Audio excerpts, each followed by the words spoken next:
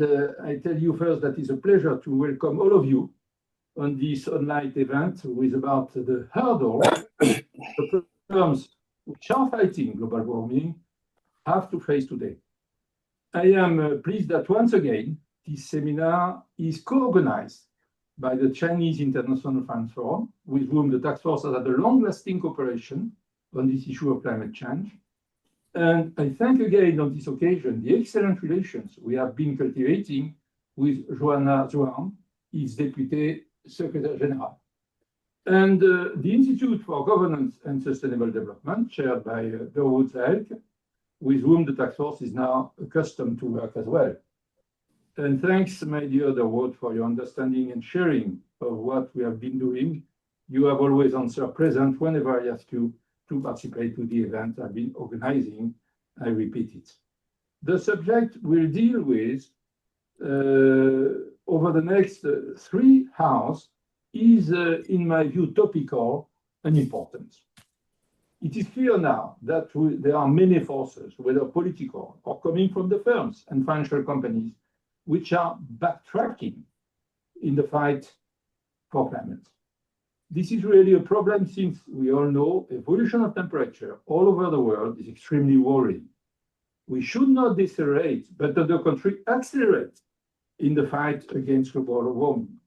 In public opinions, polls are showing that this fight for climate is no more a priority in many places. The task force, together with its Chinese and American colleagues, is looking at the incentive which should be introduced in order for this fight to be at the pace which corresponds to its primary goal, which is a reduction in GHG emissions, contrary to the trend, which actually is still on the rise every year. In order to cope with this issue, we look at some firms in different sectors which are still anxious to comply with their moral obligation vis-à-vis the future of our planet.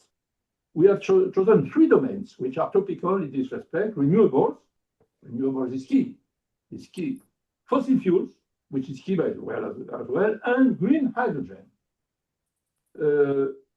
After a general presentation, the floor will be given to firms which are at the forefront of the fight for climate in each of these topics. Introductory presentation will be made for our seminar by Philippe Varin, the chair of International Chamber of Commerce. Again, many thanks to all of those who have helped us organize this event, the firms which have accepted to speak, and the representatives of important international institutions. And I do not forget the participation of major actors and think tanks which are present today with us. Now I give the floor to Xian, IFF Executive Vice President and former Vice President of the World Bank. Thank you. Thank you very much, Mr. Alphandéry, who is also the Vice Chairman of the International Finance Forum. It's my pleasure to join this meeting with my colleagues from IFF.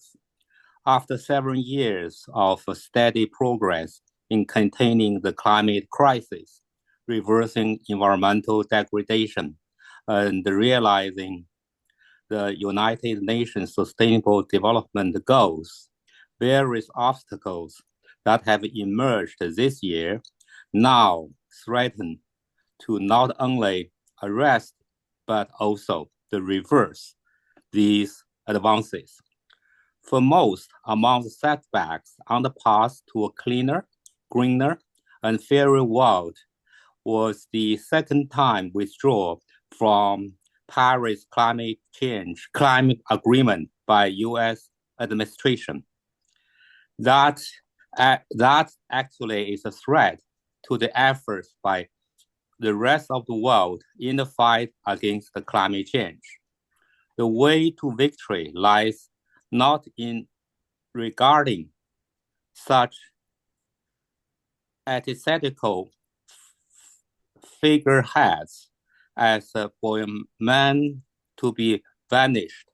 They are, after all, mere ephemeral, but as negative factors to be included in our calculus and regated by the irreversible forces of the plain logic, sheer determination, and historical inevitability.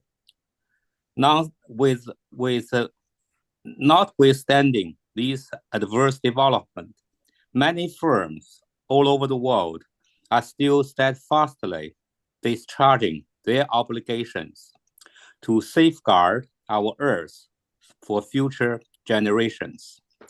These others of us who remain committed to bequeathing to our progeny a habitable planet, one those human inhabitants enjoy universal equality, opportunity, and prosperity, must now gird ourselves to redouble the fight, remaining undaunted and even more resolute in the face of this nascent adversity, since, as is axiomatic, there's no plan B.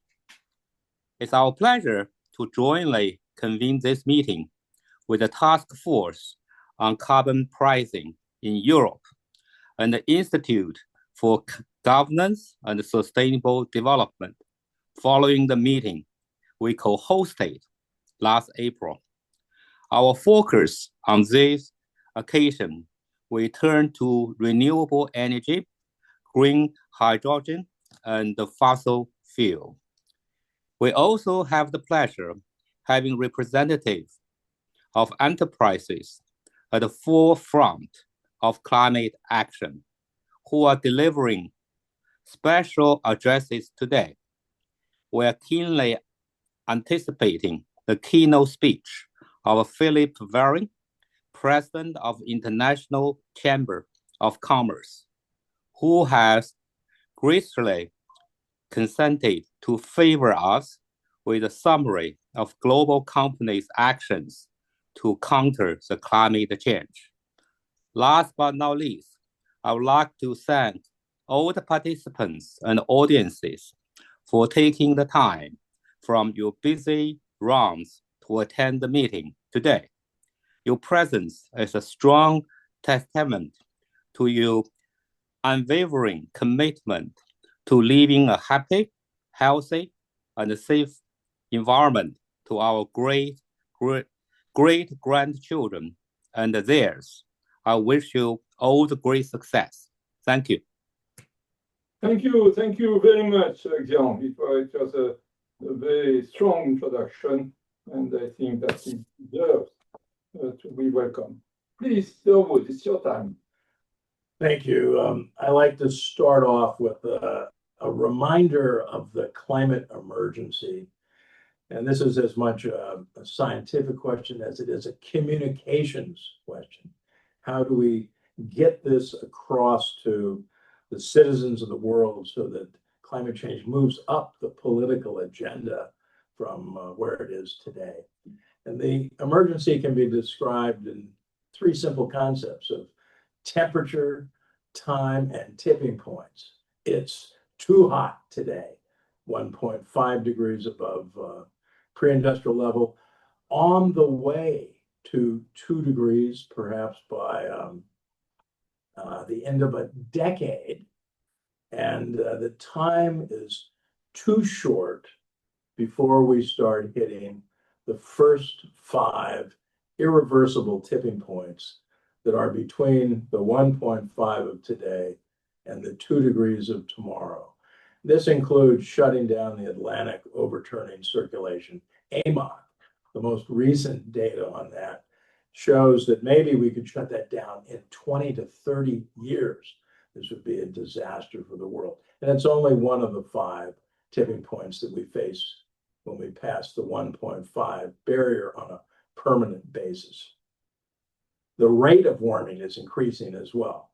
This is particularly troubling because it's worse today than it was yesterday, and it's going to be worse again tomorrow. So this is from the continuing emissions, of course, but it's also from the unmasking of existing warming that we expose or unmask when we clean up air pollution, as we are doing by taking the sulfates out of the shipping fuel, that is actually adding warming. There's about 0.5 degrees Celsius already in the climate system. And as we clean up air pollution, we unmask that and add it to the current warming. So we need speed with our solutions, and we'll talk about that today. And we need to decarbonize as fast as we possibly can.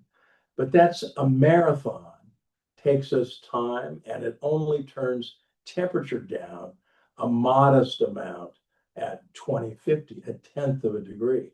Because when you decarbonize the first decade, you actually add a bit of warming because you're reducing the co-emitted cooling sulfates, and they fall out very quickly and unmask existing warming.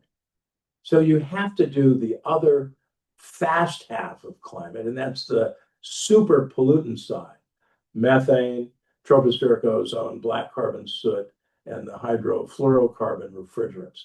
You can cut those right now with known technologies, often existing governance approaches, and you can get 4 times more avoided warming in the near term. And methane is the biggest piece right now. So methane, I hope we get a chance to talk about further.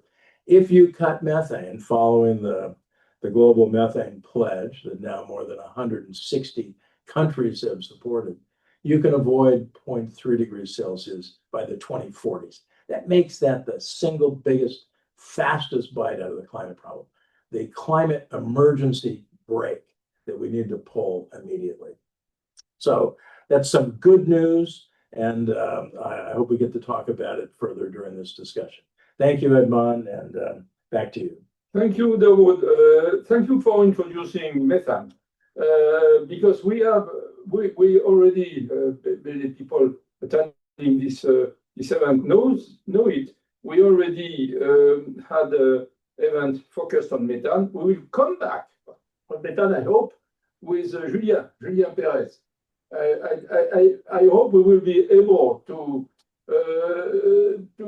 attract the main firms in the world who will tell us what they did since 2 or 3 years when we started to deal with methane. All together, Julien, we'll do it. We'll try to attract them and listen to them, because I share what Durwood said. We have this example of the Montreal Protocol. The Montreal Protocol is a fantastic venture, fantastic. When you remember that all the firms that were emitting gas which were destroying the ozone layer with fantastic impact, negative impact, they decided to reduce and even stop their emissions of these gases, and it succeeded. It succeeded. Why don't we find a way for methane with the same result? I must say that it took 30 years or 40 years for this outcome for the ozone layer. But anyhow, this proves that if there is willingness all around the world for an objective, and with the firms, without the firms we can do nothing. I have been in politics. I know that politicians believe that they are very powerful. Okay, sometimes. But firms are at the heart of the fight against global warming. Now, I give the floor to Philippe Varin. Philippe. Thank you, Edmond, for the opportunity to address you today on behalf of the International Chamber of Commerce, the institutional representative of over 45 million companies in more than 170 countries. We gather, thanks to you, and more at a complex moment for the global climate agenda. It has just been reminded to us. Political winds are shifting. Commitments made in Paris 10 years ago are now being tested, not only by geopolitical instability, but by domestic pressures in many economies. And with the recent decision by the United States to withdraw once again from the Paris Agreement, some may be asking, and you do, will business begin to pull back too? The answer, emphatically, is no. And why? Now, one, business is acting, even if talking less. There are undoubtedly being a change in tone. Companies are speaking less frequently and with less, we say, fanfare about their climate efforts. But that reflects the political environment in some jurisdictions, especially. But it doesn't signal a reversal of ambition. If anything, what we are witnessing now is a transition from climate communication, say, to climate execution. And the data supports this. The WBCSD Climate Investment Barometer, which was just published this week, shows that companies are continuing to ramp up green investments. Over 80% of surveyed firms report maintaining or increasing climate-related capital expenditures compared to 2023. And importantly, this includes firms' headquarters in countries where climate policy has come under political pressure. In other words, while the rhetoric may be quieter, the resolve is undiminished. But, and this is a crucial point, sustained business action requires, and I would say, enabling policy environments. And here, we are seeing growing misalignments. Indeed, what business needs now is policy backing, not policy drive. We must be clear, private capital alone cannot deliver the transition at the pace and scale required. The business community remains committed, but we need governments to hold up their ends of the bargain. That means sustained political commitments, yes, but it also means a serious effort to remove the structural and regulatory barriers that are making climate action harder and more expensive than it needs to be. And let me be specific here, because this is not just a general call for ambition.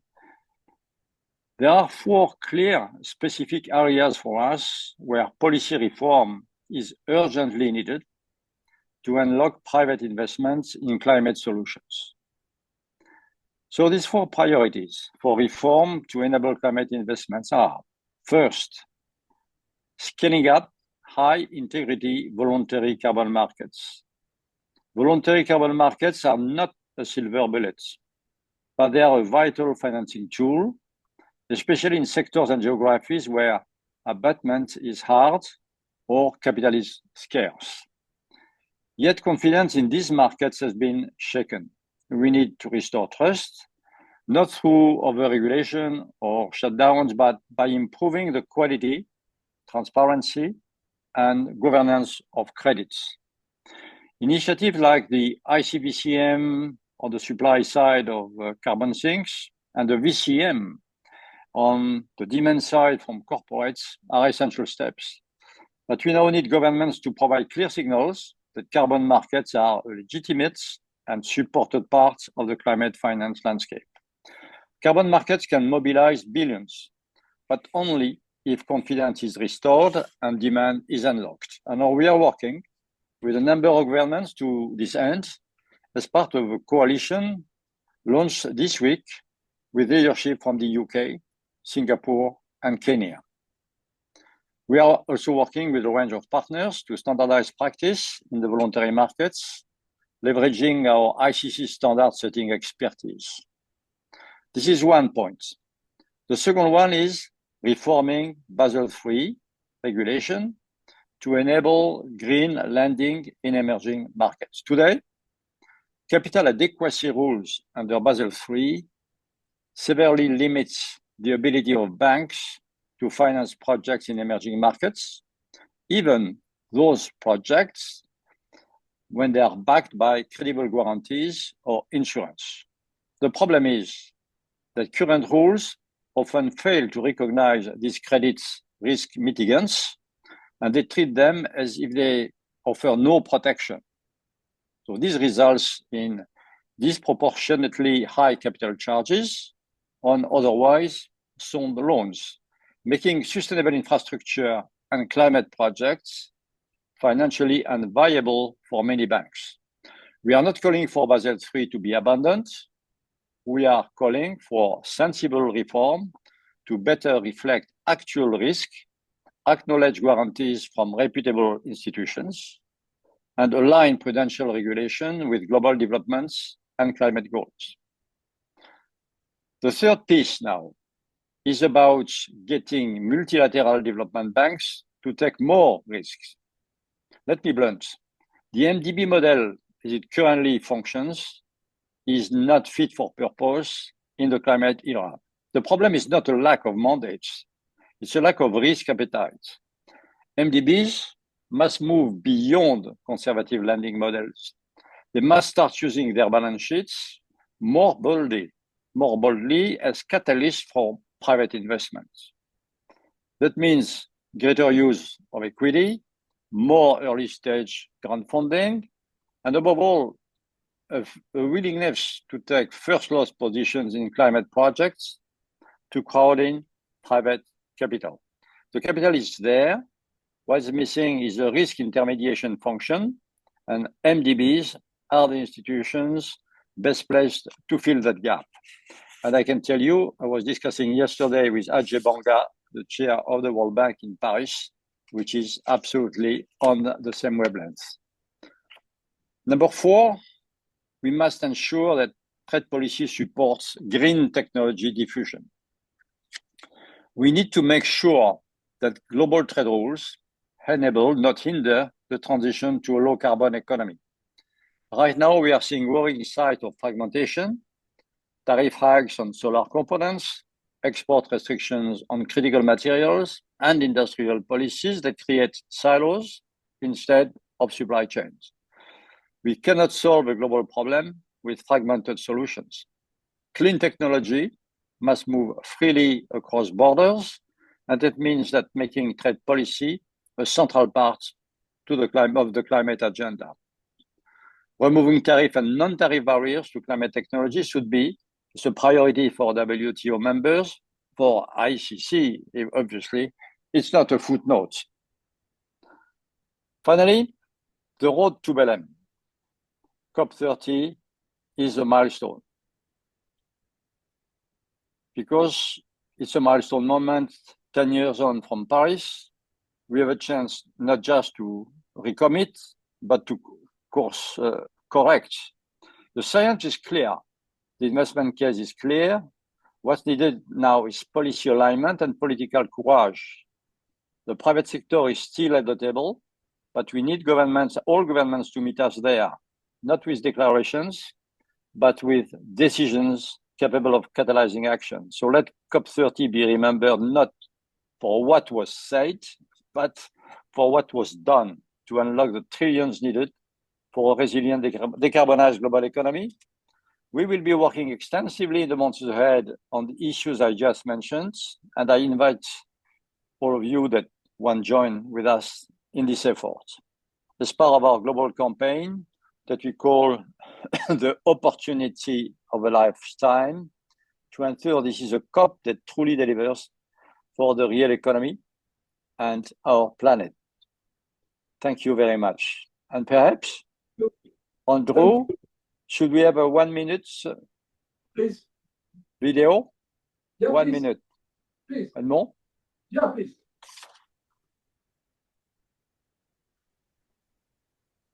Philippe, I think the organizers have arranged to play it. Super. Some see it as too late, too hard, too risky. To some, it's a myth. Some don't see it at all. Since when has that stopped us?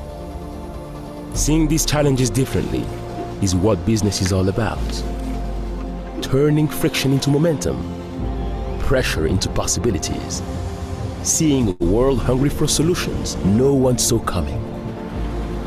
Climate change is the defining test of our time and for the lifetimes that follow us.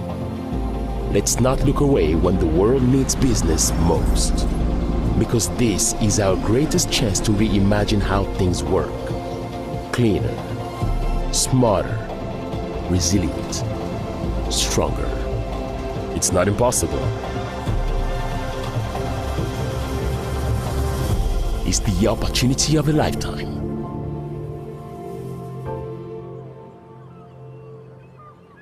Excellent, excellent, excellent, excellent. Thank you, Philippe. Excellent, excellent presentation and excellent film.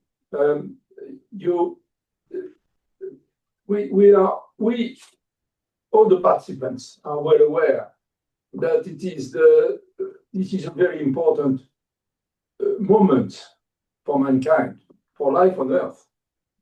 If we don't succeed to convince the people, because everything is conviction of the people, it is at the heart of the problem. I've been a politician for so many times. We cannot do things against the will of the people.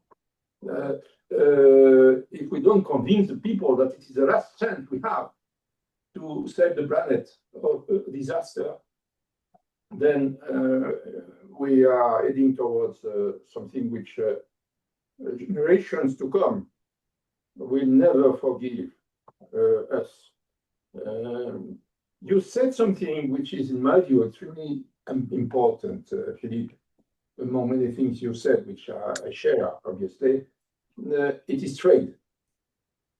Trade, and you have to convince the people, by the way, because it's a political problem.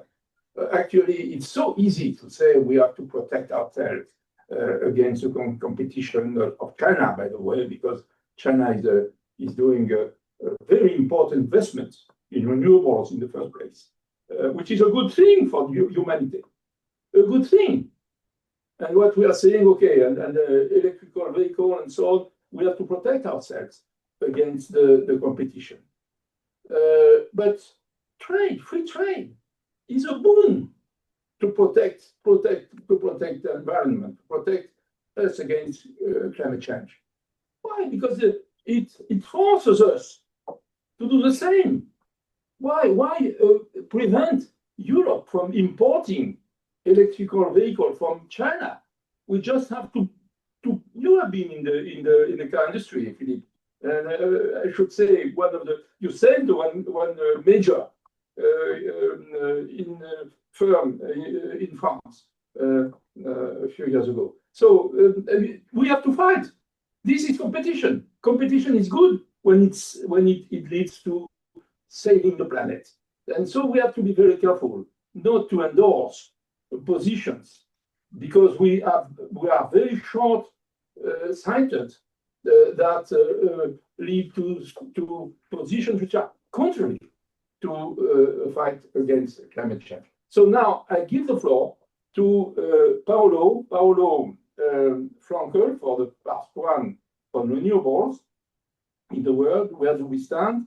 Paolo Frankel is the head of the Renewable Energy Division at the International Energy Agency. And I take the benefit of having the floor to tell Paolo that I am an admirer of what the International Energy Agency is doing. This is unbelievable. The amount of work and the quality of research they have been doing over the years. And I would like that everybody follow their advices. Paulo, you have the floor.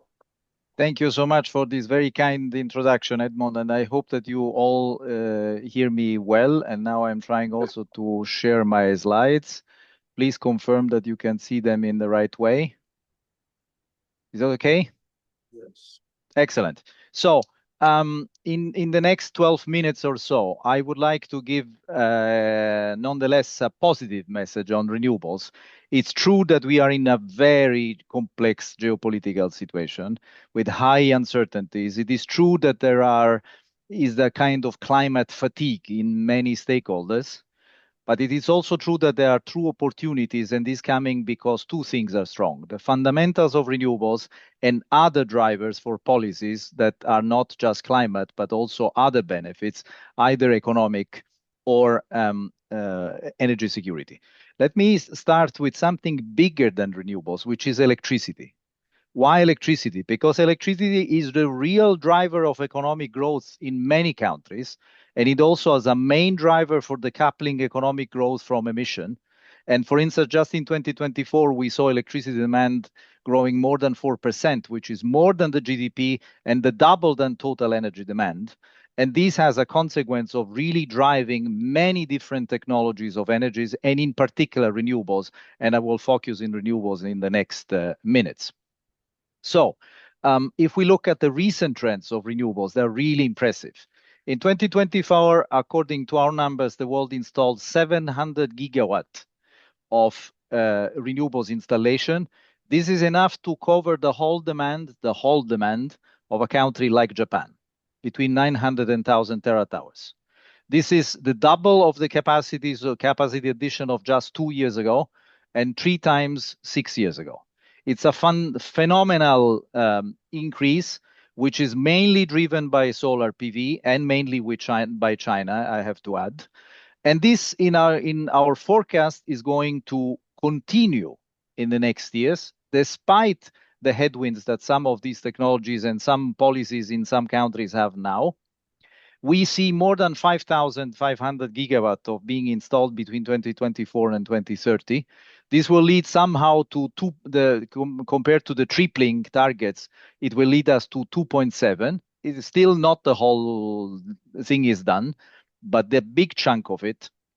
And once again, this is dominated by solar PV for very simple reasons: declining cost, shorter permitting timelines, more widespread social acceptance, and in particular also distributed applications growing much more. There are challenges as well, and I will speak about a few of them, but this is something that will continue to expand enormously given the incredible level of improvement in this sector reached in particular in solar. Wind is following, not at the same pace. In some countries, and in particular in OECD countries, the wind industry is suffering, but nonetheless, this is still the second most important. And then it is important to also foster all low carbon power electricity technologies, including nuclear, including whatever we know that brings to dispatchable power and low carbon emissions. Now, in terms of geographical distribution, the role of China is just amazing. In 2030, I'm speaking now of total renewable capacity, which will be close to 10,000 gigawatts. Every second gigawatt will be in China. I repeat, by 2030, according to our numbers, we see every second gigawatt of renewables installed in China by 2030. So overall, China will install some 3,000 of gigawatts in the future time. And these are the other growth rates that we see in other parts. Now, some of those will be revised, and I cannot hide they will be revised down because of recent political changes in some countries. But I would stress a few things. The drivers in the European Union for renewables is not just climate. It is, first of all, energy diversification and energy security. And this continues to hold every day. The driver in India is a growing electricity demand. And actually, India is the country in the world where renewables will grow faster in percentage terms. And then I would like to raise your attention on the last column in the right, Sub-Saharan Africa, which is actually will grow 4 times faster than now, despite at lower levels. I would just remind one number for your attention. The total cumulative capacity of solar in Africa now is lower than the capacity of solar in the Netherlands. I'm sure you will argue with me that there's something wrong. And the something wrong is actually what Philippe said, which is financing in emerging and developing economies. But it's certainly not the solar potential nor the possibility to install solar in these countries. So when we compare the different parts of electricity in 2035, and this is our main forecast, it's just the steps scenario of the wheel, we will see something fundamental, which is renewables overtaking all the others. Already this year, the totality of renewables will overpass coal and become the number one in electricity generation. But by 2035, solar PV will be by far the largest generation in the world, and followed by wind and then all the others. Now, coming to a few challenges, or at least things that are in the negative narrative of these days. In many countries, and in particular in Europe, there is a tendency to say, oh, but the renewables are expensive. You see that renewables are inducing high prices, or high electricity transition is inducing high prices. So let's be a bit factual on a few things. When it comes to wholesale prices, the prices crisis in Europe in particular is a gas price crisis. And even with larger fraction of renewables in the mix, this is not enough to counteract. Just a couple of examples. Germany has only 15% of gas in their mix, but gas sets the price for 5,500 hours. And we have an issue with the market design in this respect. So one thing is a fact that when it comes to wholesale prices, more renewables are bringing wholesale prices down, and more gas dependency are taking the gas prices up. And I'm afraid we will see another gas price spike very soon in the coming weeks with new ones. A different story is what is the final price of electricity, which depends on many factors, and some things are a bit ambiguous in different countries. One thing that is also mentioned many times is the problem of the challenge of intermittent, we prefer to say variable renewables in the grid. Now, the IEA has a long-standing experience of looking at this for more than 15 years now. And we have invented a methodology that looks at different phases of different challenges of system integration. In a nutshell, the integration challenge depends on two variables, not just one. One is the share of variable renewables themselves, and the second is the flexibility of the total power system where they are integrated. The fact that Denmark can have almost 90% of renewables in their grid is the fact that it's a small country, very good grids, very good interconnections, interconnected with the rest of Europe. Ireland and Spain are much more complicated because they are an electric island. But the message here is that in the lower phases, and there are many, the majority of these countries, this integration can be addressed with existing power systems. And while going to higher phases, it requires more flexibility resources of four types: grids and interconnections, affordable storage, third, dispatchable low emission supply, and fourth, demand side. So storage, we have an incredible good news in battery cost decrease, which is coming from vehicles, but then has spillovers in stationary batteries. And on the right, you see the LCOEs of solar PV and storage, which is a completely different value to the power systems than solar PV alone in several countries. And once again, I wish to repeat that solar and wind are among the cheapest options of any other type of electricity generation in other parts of the world. But one part is tricky. There are more, but one I would like to focus is the investments and the velocity of investments in grids. Grids and interconnections must be expanded and strengthened much more than has happened until now, not just for renewables, but also for electrification of end uses, for electric vehicles, for heat pumps, and not mentioning for artificial intelligence. Without a massive effort in grids and interconnection, this will be the major bottleneck. And as Philippe mentioned before, this bottleneck is even stronger in emerging and developing countries where there are weak grids and there are difficulties to have financing tools. So in the end, I was also asked, how do we look at the tripling targets? We're not that bad. according to this forecast, in the main case, which is our central case, we would be at 2.7 times the 2022 capacity compared to the target of the tripling. Now, our main point is that with better policies, we would be in what we call an accelerated case, and then we would get closer to the tripling. So what are these policies? I don't have the time to go in detail, but what I would mention, and thank you, Edmond, for quoting in the background our COP28 paper of last year, we looked at different clusters of countries, which very much depend on what situation you are in.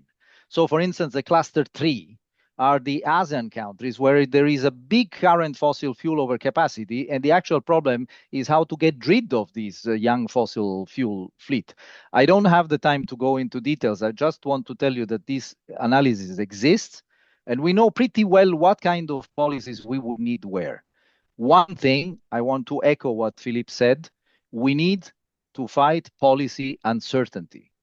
Policy uncertainty is the biggest enemy of business.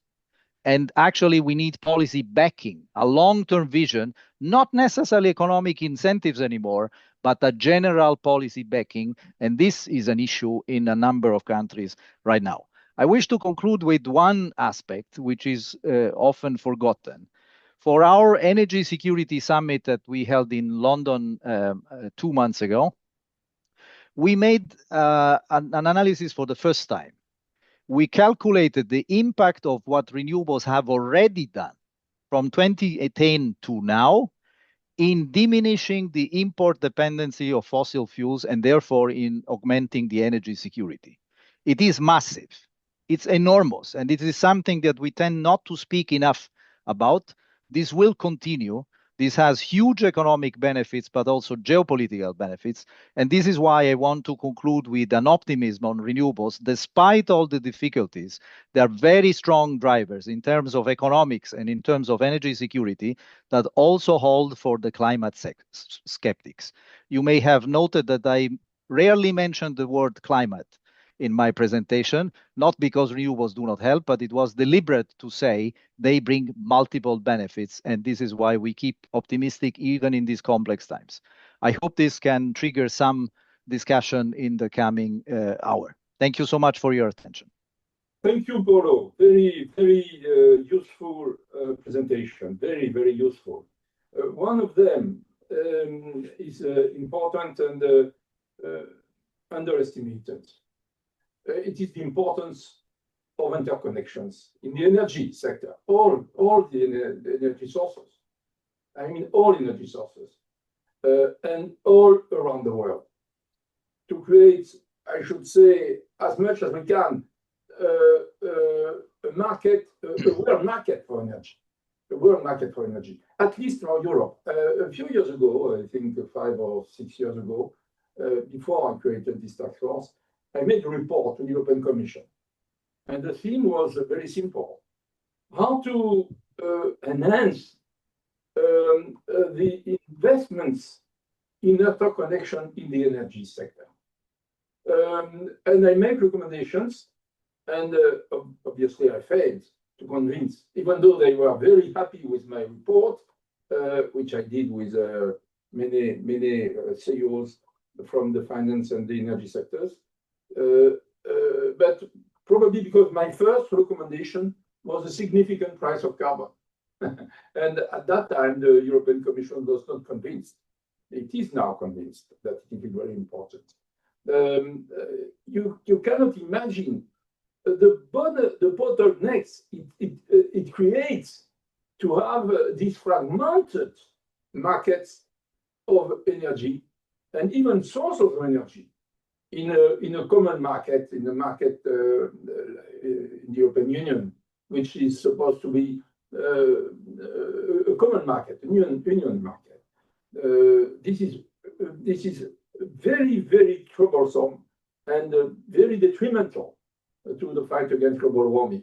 The first investment that the public authorities should make at European level is to help fund the necessary amounts, which are huge, by the way, in order to create a real interconnections and create a real energy market in Europe. And I must say that in the rest of the world as well, but that is much more complicated.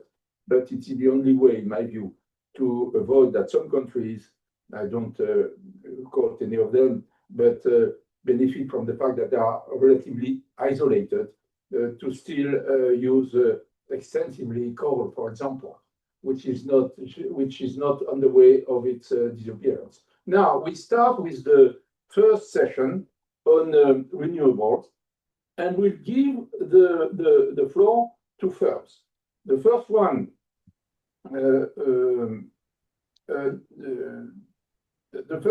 will be Iberdrola, Marta Martinez Sanchez. By the way, Marta is a member of the board of since its beginning of the task force, and she is the head of analysis and special project, climate change and alliances at Iberdrola. Marta, you have the floor. Thank you, and hello everybody, and thank you for the opportunity to join this very interesting discussion. Some of the things have come up already. I'll just give the view from Iberdrola's side, and as a private sector company. You mentioned it earlier a little bit, Edmond. We are a power utility. We're originally from Spain, but we have a global footprint, and we cover activities in the power sector across all the value chain, from generation, distribution to the retail business. We have now about slightly less than 60 gigawatts installed, and 90% of them are emissions free. And we've been investing in the energy transition for the last 30 years. We've shifted our mix and our strategy towards renewables, storage, and networks. And I think, and it leads in well with Paolo's presentation, over this time we have seen how the technological revolution has really enabled decarbonization to happen, and it has allowed decarbonization to happen in the electricity sector on the generation side. So we're now, but we're seeing it also happening in the demand side more gradually, which is really a really positive sign, because we need decarbonization to be competitive, and technology is doing its part. So we are seeing how in mobility, we have now clear cases where electric vehicles are competitive, or even more competitive than conventional ones. In heat pumps are another clear example. And we're seeing these cases and how technology is expanding in harder to abate processes. No, we just had we're working really close with the industry right now to really understand where they are, where the barriers are to decarbonize their processes. In this case, in particular, we had an event on heat for the ceramic sector in the east side of Spain, which is a region where all these these companies are concentrated, and they already had experienced at a not fully commercial level, but it was quite a big electric furnace for ceramic firing, which is is one of the large temperatures, hard to abate sectors. And there's already experiences there, companies that are installing and committing to this technology. So it's still promising on harder to abate larger temperatures, not just the lower temperatures one, no? And also in now cases with thermal storage. So I think this positive story where technology helps decarbonization is going on. We're starting, we're really in an era where electrification, and we have available technologies to implement and to accomplish a lot of the decarbonization that needs to happen.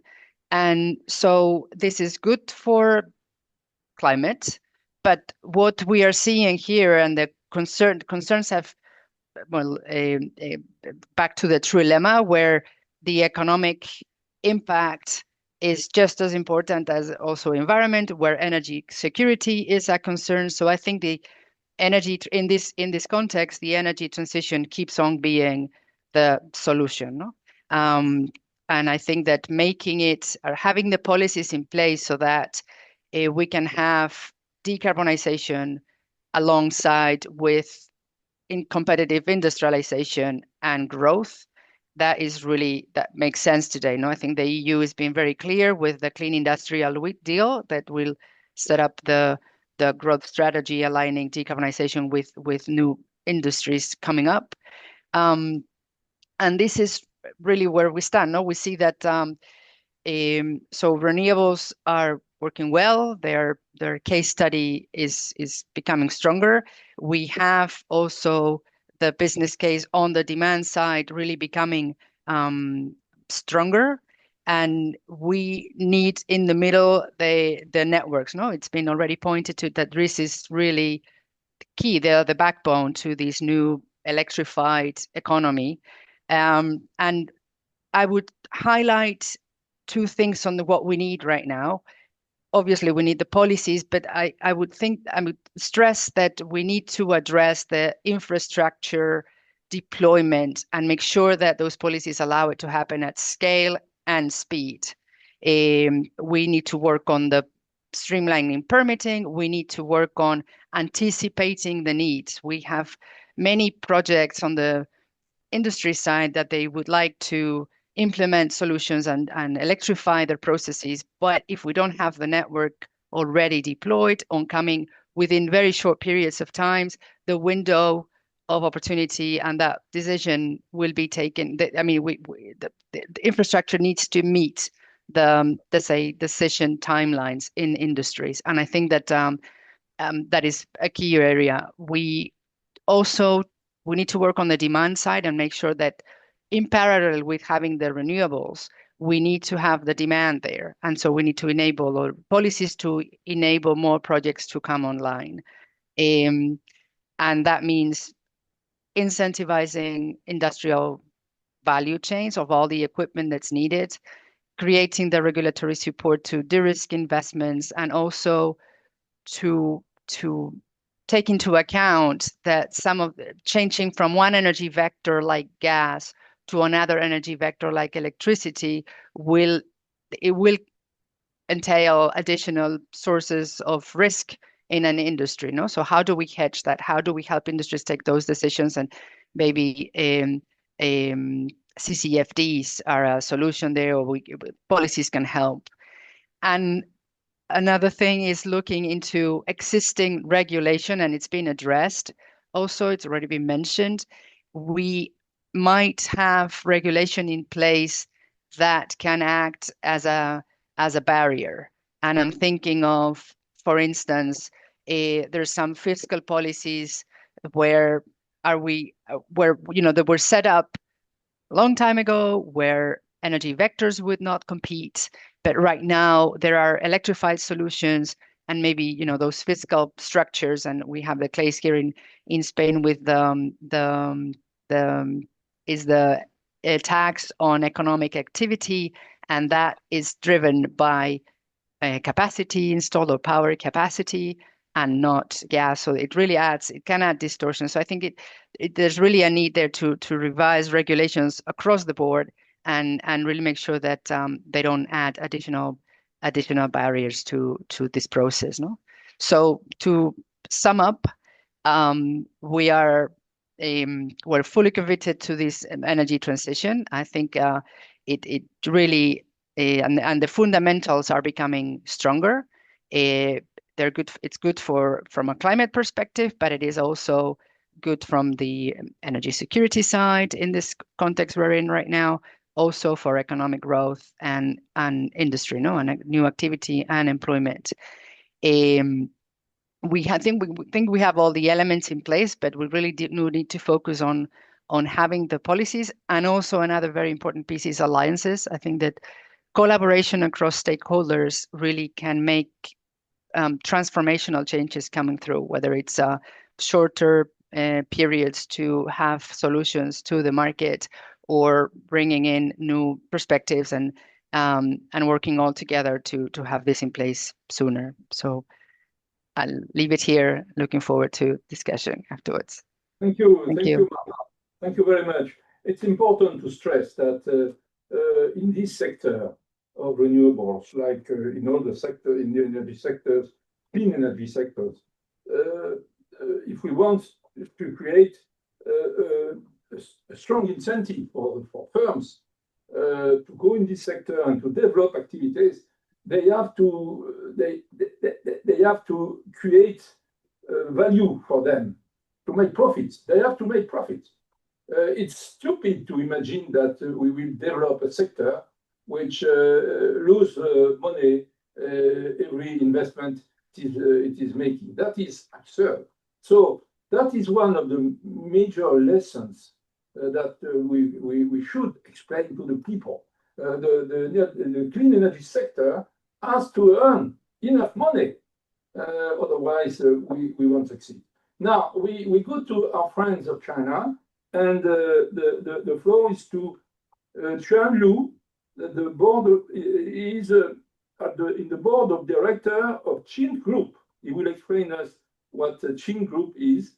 And thank you, Xian, for being with us. Please, you have the floor. Thank you for the invitation that I can join this fantastic discussion. So I will share my presentation. So I hope you can see my presentation. Yeah, no problem. As you just mentioned, we are a company from China, established in the year 1984. We are specialized in the renewable sector.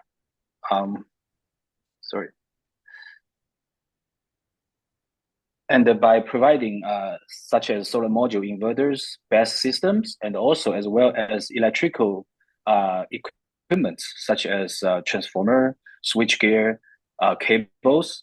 So basically, we can provide a full solution for solar park. So that's what we were doing. So today I want to share what we have explored and practiced for the sustainable development on the China's dual carbon commitment. So it will be 3 parts. I will go it very quick. So I think, as you all know, that China government made the commitment for the dual carbon. Our President Xi announced in the during the 75th United Nations General Assembly the goal of carbon peaking before 2030, and also the carbon neutrality before 2060. So after that, actually, China faced a fantastic growth with the renewables. I mean, of course, before that, we had done pretty good job as well. But in recent 3-4 years, it's obviously accelerated. So as a company in this sector, I just want to show what we have done in this sector. So for the utility scale projects, I think China is quite unique because we have such a huge population, and many of the lands is quite desertificated. So there's not much agricultural land in China. So basically, we develop our own PV plus model. So how to convey those deserts, tidal flats, and the barren land into a PV like sites. So on the left, you can see it's exactly in a desert called Kubuchi Desert, which was the 7th largest desert in the world. It's located in Inner Mongolia province in China. And we did some treatment on the surface and build this tracking system with the solar. And this was like 310 megawatts project connected, I think, in the year 2016. And it won several awards. So in China, it was the first PV plus combat desertification project. And also it recognized by UNCCD in the year 2020, and also UNIDO in 2021. And then on the right, you can see we convert different type of desert land into a solar parks. So actually, this is pretty normal in China that had to utilize this type of land. This is for utility scale. And for distributed area, We are also the largest residential project developer, solar project developer in China. You can see from the left two pictures. These are the villages that in villages, people stay in house, which they own the rooftop. So basically we develop our business there. So far we have constructed over 1.8 million residential PV. From this year, from January to end of May, actually we did a great job. We connected more than 9.5 gigawatts for residential only in China. And with this 1.8 million households, it provides 54 billion kilowatt hour of green electricity annually, and reduce 43.2 million tons of carbon emission every year. And especially for the earning with these households, we shared more than 640 million USD per year with the households from the power generation income. And this income sharing actually increased about 20-30% of those households' annual income. And we also create, because when we develop these projects, we need a local labor to do installation and to promote our system. So we created jobs opportunities for over 200,000 people in those rural areas. And besides this residential, I mean, we also step out in Africa to support for some villagers with off-grid system. And on the right picture, this is a public building, which is a Hangzhou East Railway Station. This project was connected in the year 2015. By that time, it was the largest public building rooftop solar in Asia. So these are the practice in the residential. So this is show our global footprint. So besides in China, we also dedicate ourselves in the global renewable developments. So currently we have more than 8 gigawatts portfolio on the developments, and these blue color countries are where we now actively work with renewable developments. So this covers Europe, Asia, Oceania, Africa, and Latin America. And also we have an extensive track records of over 16 gigawatts complete projects overseas. These are the some of the projects pictures just show you the concept what we have done. So for this left up, Ban Ban, this is in Egypt, and the Winghao in Vietnam. Mid-Groningen, which when we developed this was the largest solar projects in Netherlands. It's 103 megawatts. And Sakaka is in Saudi, and Poland, Turkey. We cover many countries. We do developments, EPC solutions, and the O&M service, so cover the whole value chain. Besides project developments, I think China is a main manufacturing country for renewable products. So basically, we also do solar module and cell production. So our factory located in southeast China, a city called Yancheng. This was the first factory won the 2 Rhineland certificate for zero carbon factory in China. I mean, among all these Chinese manufacturing. And 1 year later, in the year 2024, we have our another factory won the same zero carbon factory certificate, which was located in northwest part of China. So our aim is to do certification for 8 factories, which we so far own, by 2028 with the zero carbon certification. Also, we are the electrical equipment provider. So not just for the factory, but for the single products, we also develop several environmental friendly technology. So for the power transformer, which now is quite limited supply among the world, as just the gentleman from IEA mentioned, Paulo mentioned that the grid developments now face some limits. So we are also a power transformer provider. So you can see this is 750 kV power transformer, which is I think now is one of the highest voltage. And previously, most of the power transformer oil type is using mineral oil. But now we developed the technology by using vegetable oil, which is much more environmental friendly. And also for our module, we have adopt the ZBB technology and also busbar-free cell design. By utilizing this technology, we can reduce silver paste consumption by 20%, which that means we consume less mineral, and also achieving lower energy use and carbon emission. So these are the technology example we have done. So luckily, by developing solar projects globally, and we also receive financing support, the green financing. So last year, 2024, we received the syndication, a green credit facility by 21 international banks, and as well as some domestic banks of China. So the financing, the number scale is about 600 million euros, which will support us to further develop projects globally. I think that this, as I heard, this was the last year's largest in Asia for a green credit facility. And besides, we also want to develop, because there's a lot of geopolitical issues, so we want to develop 100% transparent, traceable supply chain as well. So you can see we work with our core suppliers, which are 100%, to accept third-party due diligence audit and assessment in social and environmental standards.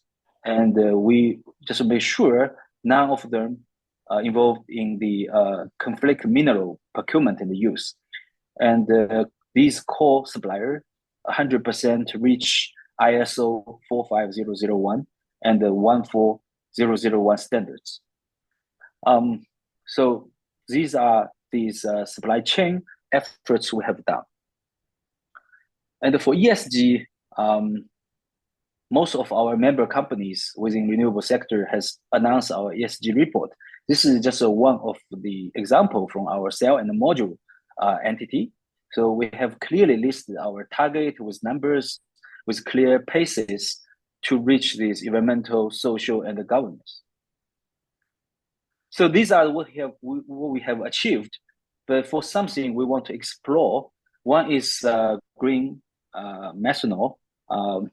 So China, you may know that we can produce the lowest cost of electricity from renewable. So we pick northeastern region for green hydrogen. It's a combination with 300 megawatts wind plus 100 megawatt solar. So we have simulated the cost of electricity. It's about 2.5, between 2 to 2.5 cents per kilowatt hour, the pure renewable energy to do the green hydrogen by electrolyzer. Then we also capture the CO2 from the biomass factory. Then you get the green hydrogen plus green carbon. Then you produce the green methanol. But unfortunately, so far, even by utilizing such a low renewable electricity cost, the green methanol price is still like 2 to 2.5 times compared to the traditional one. So far, we foresee this is not that like competitive. This is why this project has been some delay due to the demanding issue. And for overseas, we also see there's a lot of weak grade and off grade scenario. So this is a project in Turkey. So we supplied about 2.75 megawatt solar together with 5 megawatt hour storage. So this system replaced about the diesel gen for 65 oil crane electricity consumption. So that saved the owner about 1.8 million USD like diesel consumption cost. And the payback time for taking this system is only 1.8 year. So the customer is pretty happy by taking this renewable solution. So last part, I just want to go very quick. I want to introduce a little bit about our green energy ecosphere. So far we are a value chain player. So we so far we shipped PV module over 130 gigawatts globally, cover 60 plus countries, and the O&M service contract for renewable plants over 80 gigawatts, and finish more than 180 1.8 million residential rooftops. And we also participate the minority investment for green silicon production, which in a province in China, 97% of electricity comes from renewable by hydro plus solar and wind. And our philosophy is like, we want to, as a manufacturing and a solution provider, we want to do from green to green. So we utilize green energy by producing green products, such as solar module, inverters, BESS, and also electrical equipments. Then our customer can utilize these products to produce further green energy. So it becomes a closed loop from green to green. So that's our philosophy. So thank you for listening and your time. Thank you. Thank you, Xian, and thank you for what you are doing. I think that you are really at the forefront of the fight against global warming, and I congratulate you because you have been covered for years. Just one thing. I always thought that those countries will take it in the future, because it will replace what the oil and gas is actually for many countries, because they will use these deserts to produce electricity in cheap through solar and in a vast quantity, and that is in my think a wealth. Now, can we dispatch your slides, Xian? Is it possible to? Yeah. Yes. I'm more than happy. Thank you very much. We have a second speaker. You're welcome. China, and China deserves two speakers on renewables, by the way, since it is obviously the country in the world which has the most invested in renewables. So I give the floor to Xian Zi, General Manager of Management Center of Longyi. Just for 7 minutes. Please. Okay.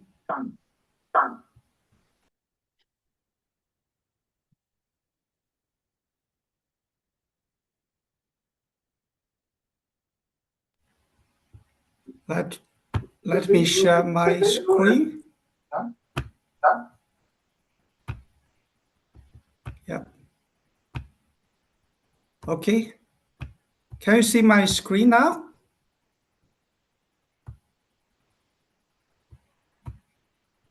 Hello? Yes? Okay. Yes, thank you for invitation.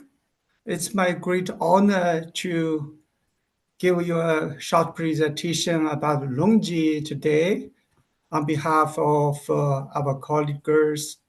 Today, the title of my presentation is Solar for Solar, and I will emphasize openness and innovation, promote climate action. And firstly, I will give you a very short introduction about Longyi. Longyi actually is focusing on monocrystalline silicon wafer manufacturing and also monocrystalline silicon cells and modules manufacturing. Also, we are focusing on distributed photovoltaic solutions and utility solutions, and we also provide hydrogen energy equipment solutions. And here I show you a global footprint across 160 countries of Longyi. Actually, we have production sites not only in China, but outside of China, for example, in Vietnam, Malaysia, and we also have a joint venture in the United States. In 2024, our wafer shipments was close to 110 gigawatt, and the cell module shipments was over 80 gigawatt. LONGi dedicates our about 6% revenue to R&D activities that yielding a lot of achievements. Actually, we are world record keeper for not only solar cell efficiency and 27.81%, and also we created a world record for silicon perovskite tandem cell and 34.85%. And during past 15 years, we created more than 3,000 patents, and we have more than 3,000 talented people for R&D activities. And we have a sustainable development philosophy, which is named LIGHT. L means lead, and we promote budget development of oneself, industry, and society with a core of lead. And for innovative, we provide product responsibility and technology innovation. And for green, we care climate action. And for environment management and also water utilization. For harmonious, we care employee well-being, industrial collaboration, and community improvement. T is for trustworthy, and we care social responsibility management, customer relations, and responsible supply chain. Actually, during last 7 years, we cited the procedures to train our suppliers to meet ESG standards.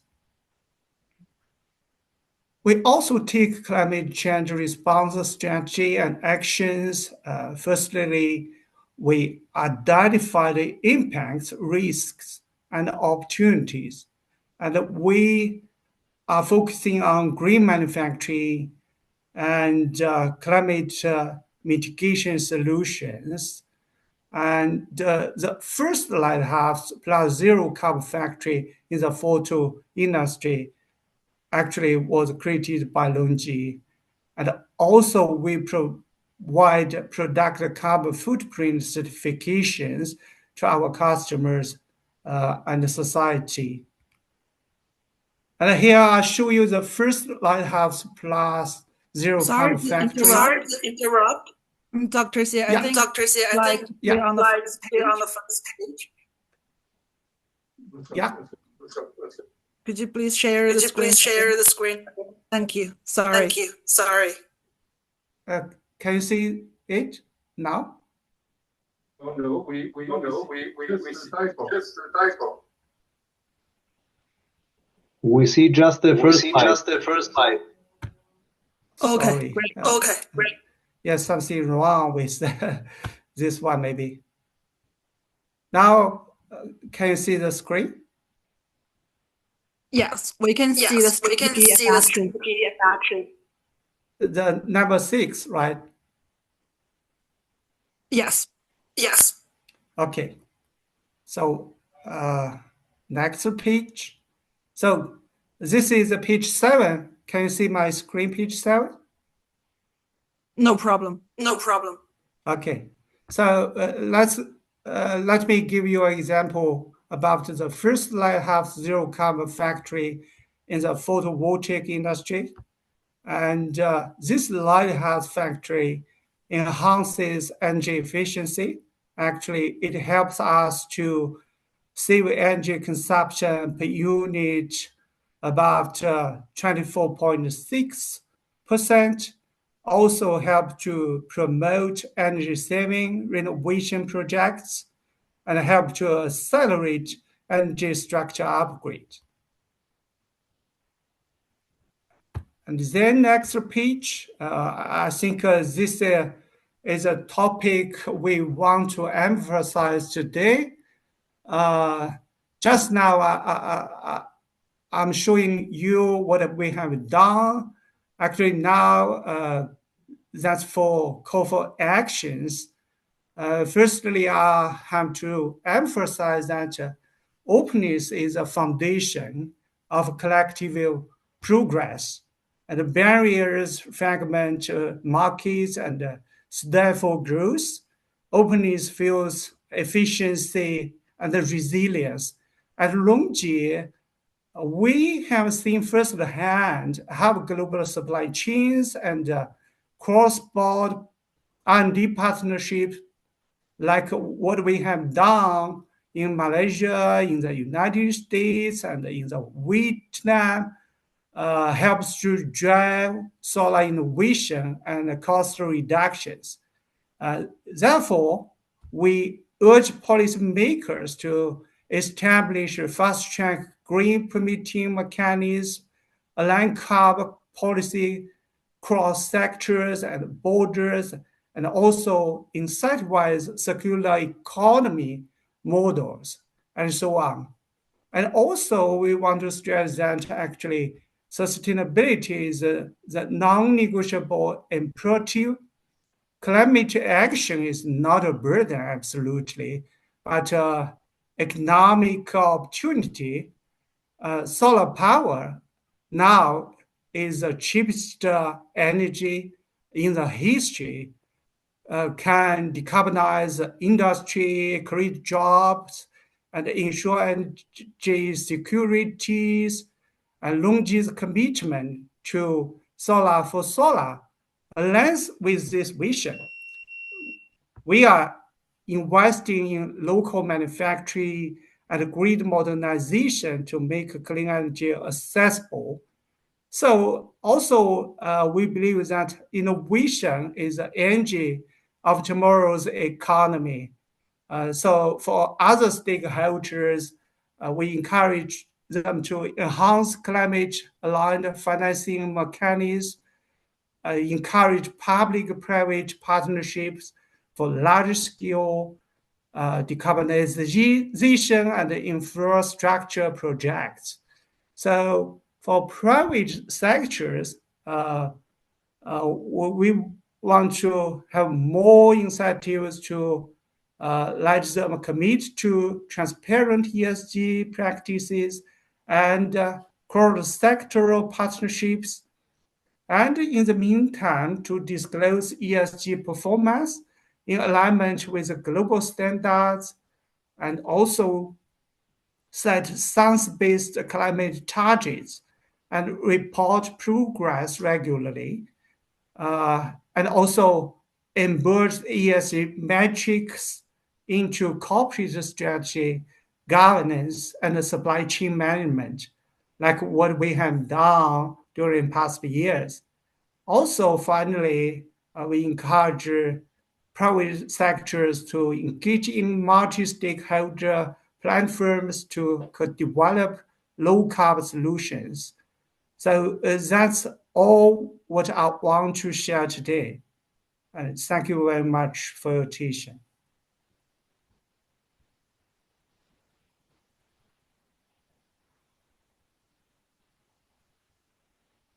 So the question, which is in fact, it's at the heart of this event, how to incentivize the firms for climate action.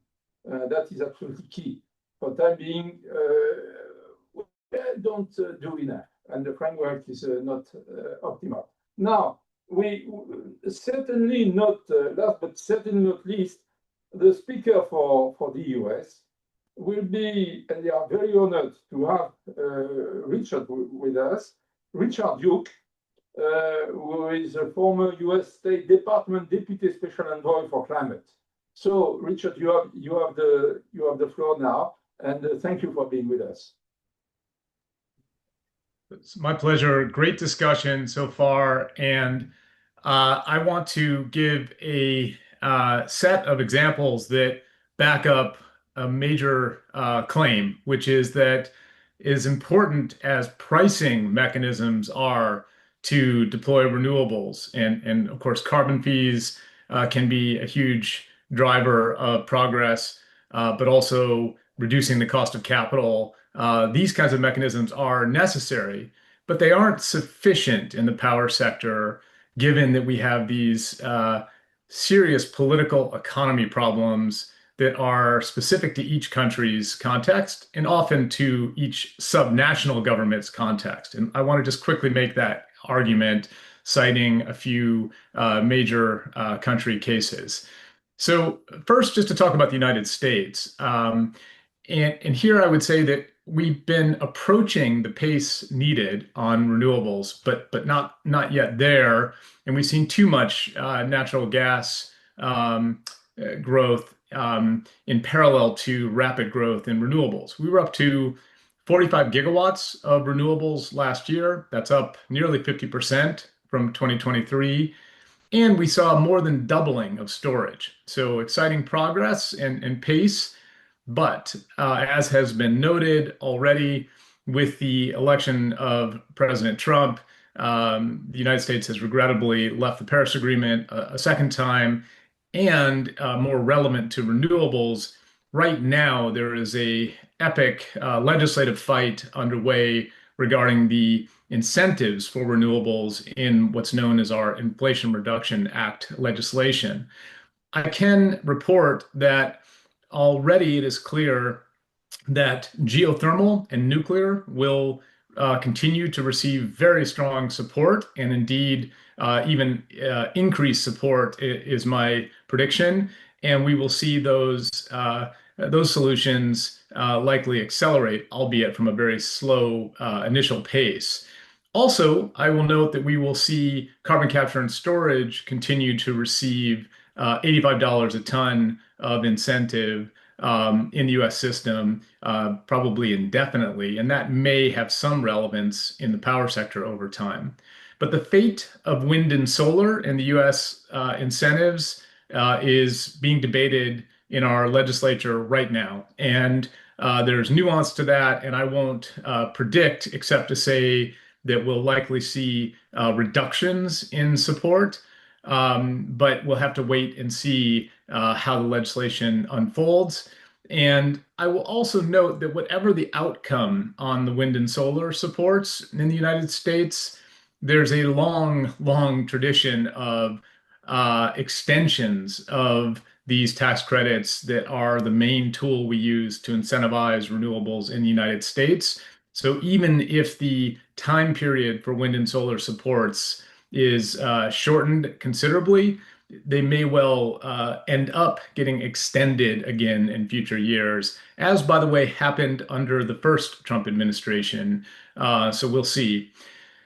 But the United States also is the first example of the political economy challenge that we face in renewables deployment. Because even with strong national policy in place, and we'll see how strong it is after this legislative fight unfolds, there are serious political economy barriers to renewables and excess focus on natural gas in some states where there is a broken political economy around decision-making by regulated utilities. And that's a theme I'll come back to in other countries as well.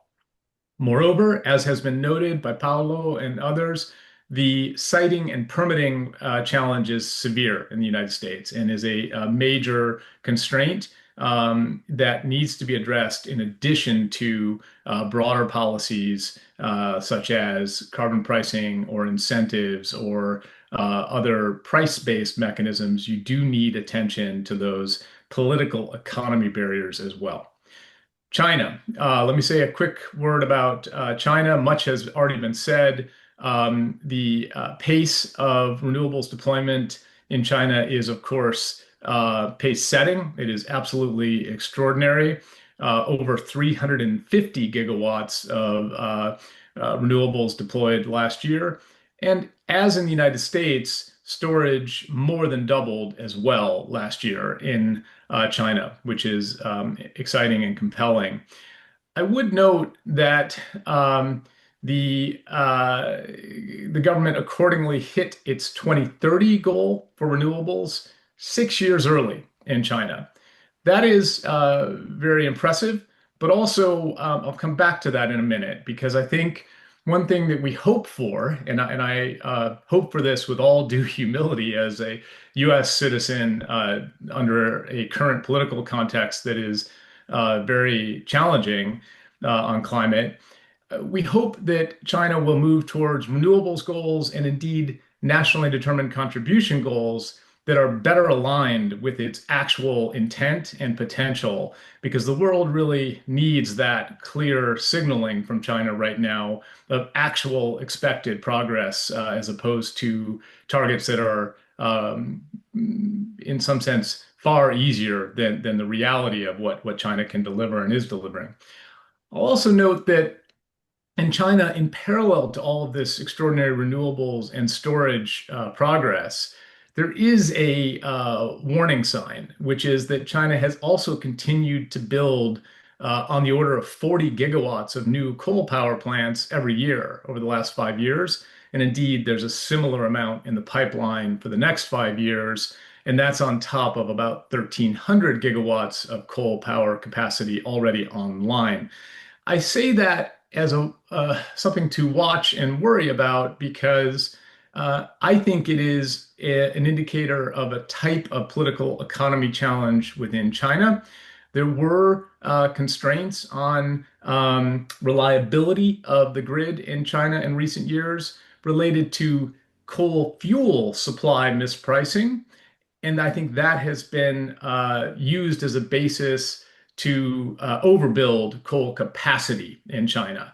And when you overbuild coal capacity, that can and may come in conflict, in tension with future renewables.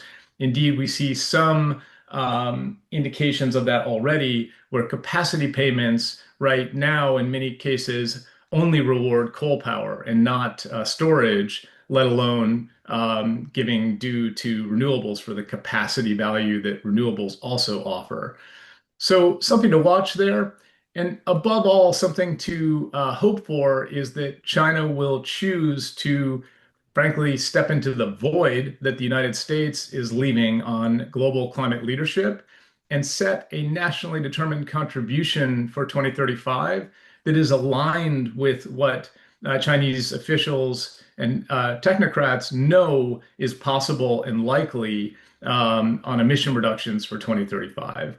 And specifically, I think all indications are that China peaked last year, and every indication is that they're on pace to reduce emissions more than 20% by 2035 already. So the question is, can a target be put forward that would then guide 2 successive 5-year plans that showcases that leadership and motivates it further at a time when the world needs China's leadership to bolster the Paris Agreement and to continue all this progress. So we can hope for that. And I note that hope with all due humility, again, coming from a United States perspective. But we have seen China step up during the first Trump administration, setting their net zero before 2060 target back in 2020. So there's some basis for the hope. Very briefly, in India, I would just say that, of course, there's tremendous ambition on renewables in India, a 500 gigawatt 2030 goal that's been in place for some years. But India is falling far short of that goal or the pace required to hit that goal, largely because of these political economy challenges. They've got the competitive procurements really rolling for renewables, but siting and permitting challenges and other political economy barriers are stopping them from hitting the pace that they seek to deliver. I'll also just note that despite the desires of some of my friends in the G7 and otherwise, decommissioning coal capacity in India is really not in prospect right now. There's too much load growth, too much need for electricity. So the opportunity and the imperative for India and many similar countries in the emerging economy world is to help those countries to hit their pace on renewables deployment to displace the coal electrons, but not to, and to power clean growth, but not really to jump all the way to decommissioning much needed capacity during this transition period. And then very briefly, just to note, reflecting on the last 4 years of effort by G7 partners and others to help emerging economies with the renewables imperative, I will say that I think we've seen through the challenges of the just energy transition partnerships in places like Indonesia that these political economy problems have to be tackled squarely to have success. Simply offering concessional finance is not enough if you have utility systems which are dominated by incumbent coal interests and where decision making is opaque and where there's literal subsidy, for example, in the case of Indonesia, through their domestic market obligation on the price of coal fuel. You can't win that on the basis of subsidy or incentive or lower cost finance alone. You have to squarely tackle the decision making in the sector in the country where you're trying to get renewables to deploy. We did see in the last 4 years a very good success in Egypt through what's called the Nexus of Water, Food, and Energy, where there was a partnership with European Bank for Reconstruction and Development, Europe, Germany, and the United States, that has allowed a substantial acceleration of renewables in Egypt. And indeed, they updated their NDC accordingly to pull forward their renewables goal by a full 5 years. With that pragmatic approach on the renewables deployment imperative, and really a lot of diplomacy to tackle the political economy challenge there as well. I'll also just note, since no one has mentioned it yet, and then I'll wrap up, that Pakistan raises an interesting example right now. We've seen 22 gigawatts of solar imported last year in Pakistan on a base of generation across all technologies of only 46 gigawatts. So just a massive amount of solar, largely for distributed application, and largely because of the very high cost of grid electricity and low reliability of grid electricity in Pakistan. So you do see a case where a country that has lots of political economy problems in the power sector, as long as they allow solar to come in, that can provide a backstop of sorts, and provide some real clean power success, even in a very challenging regulatory context.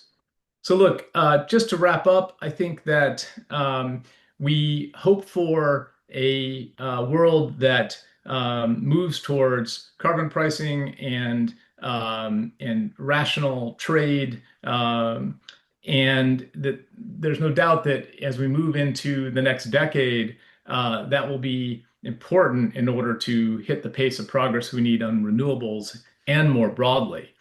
But in all countries, we need to, in parallel, think through and really address the political economy barriers to renewables and more broadly clean power. In many contexts, that means directly engaging on regulated utilities investment decisions about clean power. But even in cases where that's been deregulated and where you have competitive markets for generation, you always have a natural monopoly on the grid itself. And so you always have to have close-in attention to the decision-making on transmission investment and to tackle the often local and certainly subnational regulatory barriers in order to see the success that we all seek on renewables. Thank you. Thank you, Richard, for these excellent comments. Excellent comments. I appreciate, and we all appreciate. I have a comment myself and a question. The question time will be limited to 5 minutes because we are out of time, fully out of time. I'm sorry I've been a very bad moderator. My comment is about China. China. You insisted on the fact that China increases its emissions of carbon despite the tremendous efforts this country is doing in renewables and in nuclear, even though it takes more time in nuclear. The problem is for China, and it will be even more important for India and other countries in the emerging markets, is that the number of people is absolutely huge, and the average level of income is relatively still very much under what we experience in our industrial countries. And so the demand for energy is increasing more than the rate of growth. And so how do you answer this demand for energy? You have a problem, which all economists know, and you are economists, is that if you want to reduce the demand for coal, you have to increase the substitutes which are renewables and nuclear, mainly. Or both of them are increased in this country tremendously. It's difficult to ask them to do more. So this is why we have this still important increase in the use of coal for coal thermal plants. And you are right to say that. Probably the answer to my question is that we should encourage, even though it's extremely expensive, this very big country to invest in CCS. They are called thermal plants, but it is difficult to. The equation is extremely complicated because of that. Because they have done as much as they can in terms of a substitute to coal, so that's a big problem. My question is related to the US. I read in the Financial Times a few days ago that many states, Democrats mainly, but also Republicans, which are not in agreement with the position of your president on climate change, are coming in Europe to meet people of the European Commission in order to see to have more details about how do we create this market for carbon and what they should do at the state level in order to continue the fight against global warming. Is it true, or is this movement something which is worth to be looked at, or is it something which is negligible? This is my question, and after that we will take the other questions, please. So I can respond to that question. I would say what is clearly true is that there are many states in the United States accounting for the lion's share of our economy, above all California itself, which I believe is the 4th largest economy in the world as a state. And these that want to act on climate change, and indeed are acting on climate change even under the difficult current national political conditions. The question of whether that involves a version of carbon pricing is more complicated. In the case of California, it does through a cap and trade program known as AB 32, which is one important element in a multi-layered system of climate action in the state of California. But in the main, the action on climate has not taken the form of carbon pricing in the United States even at a state-by-state level. There has been fierce resistance to that from consumers and citizens, and from the left and the right, where left politics has often argued that things like cap and trade systems are unjust because they allow pollution in communities that are adversely affected by pollution to continue through trading. And of course, the right will fight it because they often deny that climate change is a real threat and argue that dealing with it through any mechanism is too expensive to be worth the effort. So unfortunately, as of now, other than California's very real and meaningful AB 32 cap and trade system, carbon pricing per se is not a major component of even the action of the U.S. Climate Alliance states, which are the both Democrat and Republican-led states, although principally Democrat-led states that are acting very ambitiously on climate through many levers. It's just not typically, other than California, through carbon pricing. So we'll see how that evolves over time. I think as fiscal pressures become more severe in the United States, and as our politics, of which we have plenty, vary, that may well change. And I think we should all watch for that. And I think engaging with these governors and states and the U.S. Climate Alliance is absolutely worth the effort. Thank you, Richard. So I will take a couple of questions to the floor, not to just for less than 5 minutes. Please, who wants to raise questions or comments? Please. I don't see. Graciela has her hand up. Graciela wants to ask. Please go ahead. Who wants to raise a question? No one? No question? Graciela wants, but she's muted. Speak now. Yes. Yeah, please. Now. Graciela. We are glad to have Graciela Shishilevsky with us. She's a very good friend of the task force on carbon pricing. Graciela, I want to respond to Rick Duke. Excellent intervention. He's pointing out that while we are all here supporting carbon pricing, the policies for carbon pricing in the United States have no support from the left and no support from the right. Is that correct, Rick? I would not say no support. There's the shining star of California's cap and trade system, and there are some other efforts here and there that have had some traction. But I'm just noting that there are certainly challenges on both the left and the right, and the current context is very bad for carbon pricing.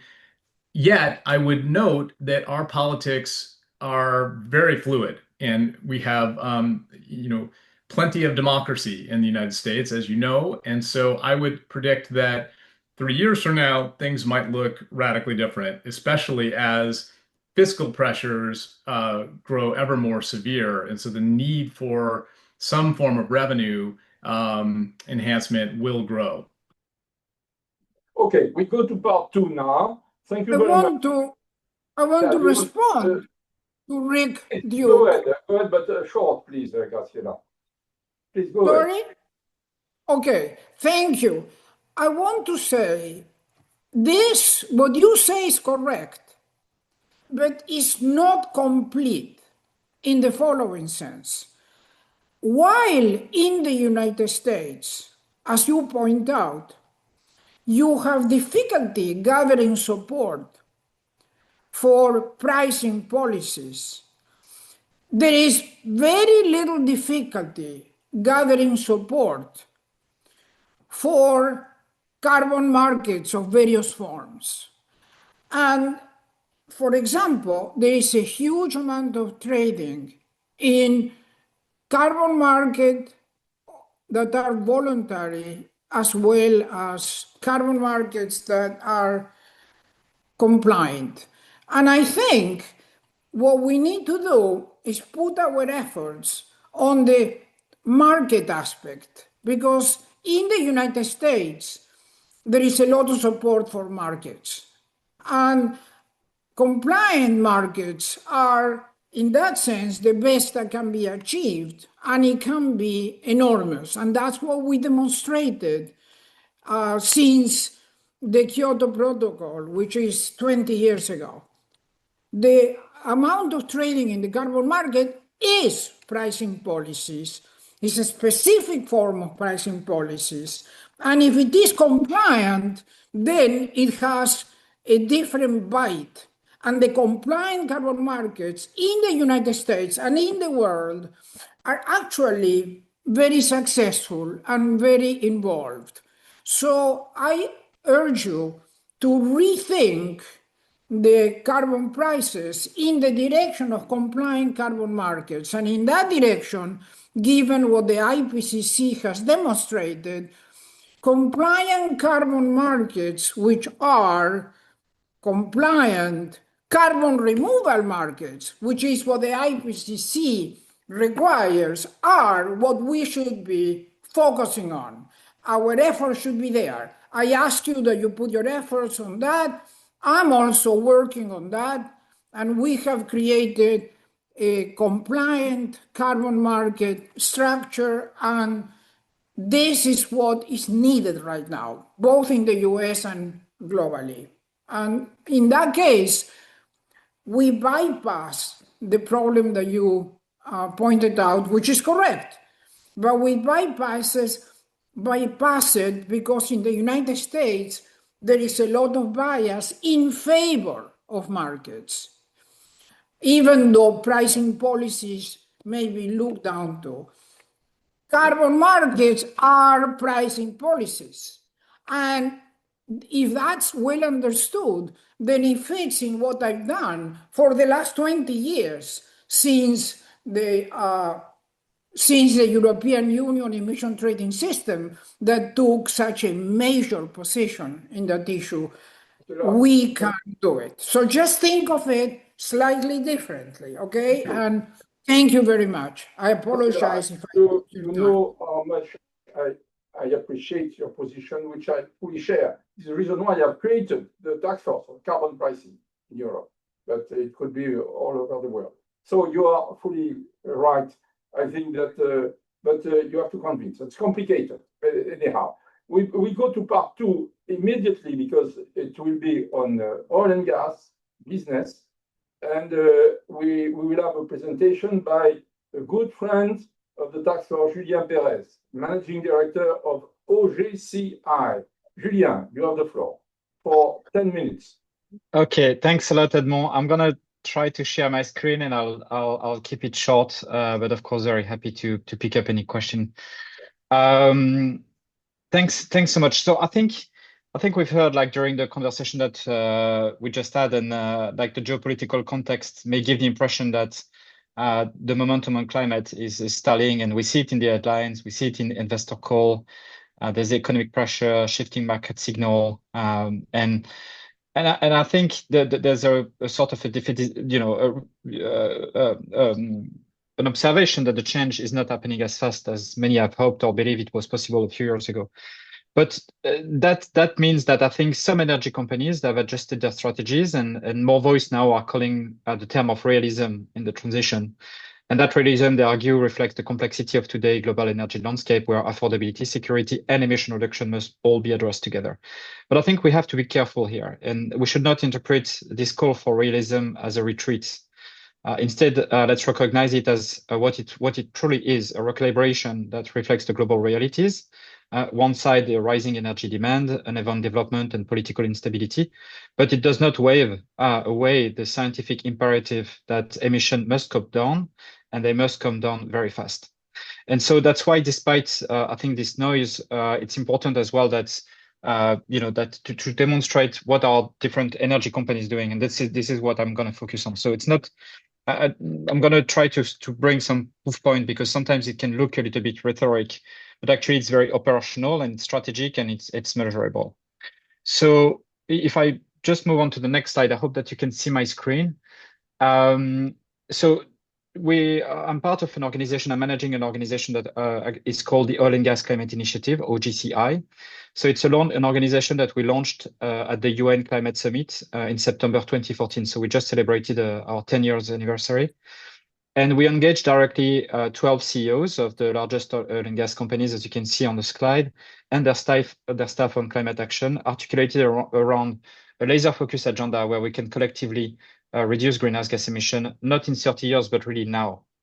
And so one of the clearest areas of progress where we have been focusing on is to reduce the industry own emissions, and particularly methane and flaring. And I know that this is a topic that has been mentioned several times, so it's music to my ear to listen to you just before, because this is one of the most potent and solvable problem.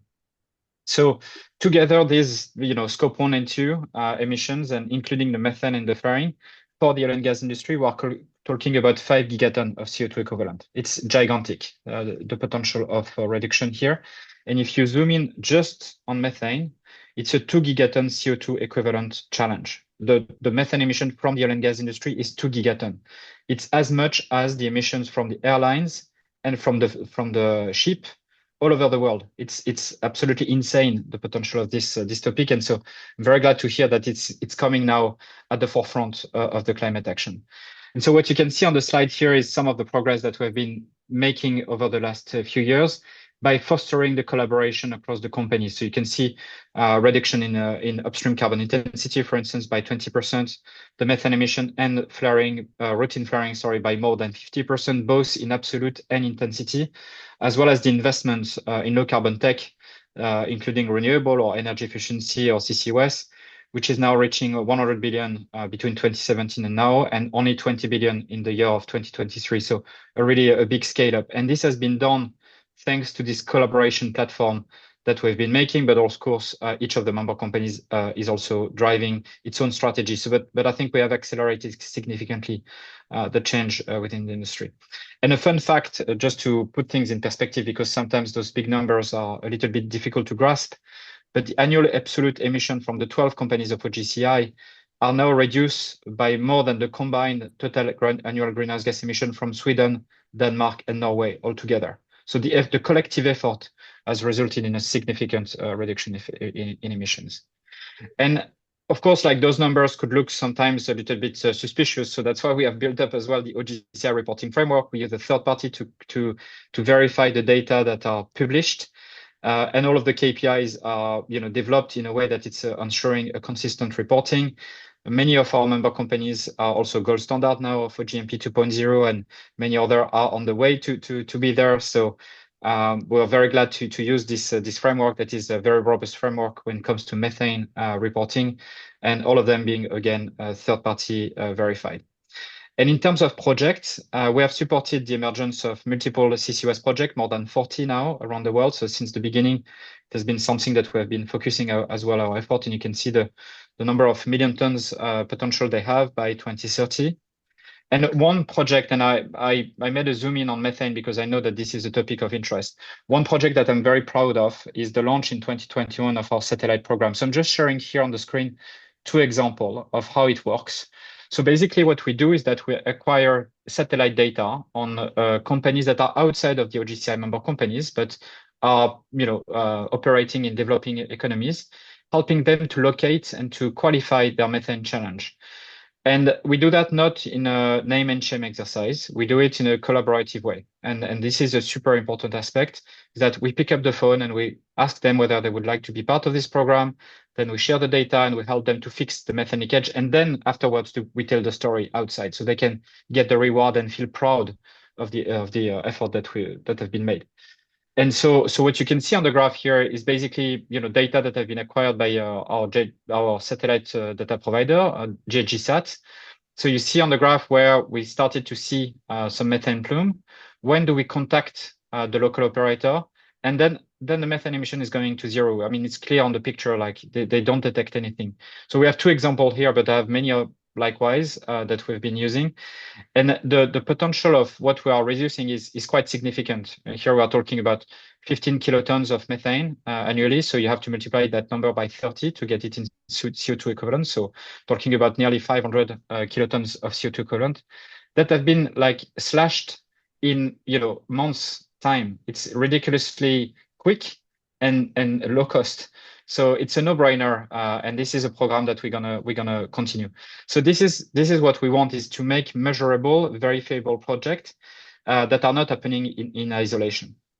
So now we need also to embark the others, the national company or state-owned company that are playing in country where the regulation is not yet there, or and where their government, their main shareholder or unique shareholder, is still highly reliant on the revenue of the oil and gas to stabilize their national economy. So what we did 18 months ago with UNEP and World Bank, some NGOs and the IEA, we worked together under the aegis of the COP presidency to expand the spirit of OGCI to other companies. And so the COP28 presidency, Dr. Sultan Al-Jaber, launched at COP28 what is called now the Oil and Gas Decarbonization Charter, the OGDC, which is the other organization I'm taking care of.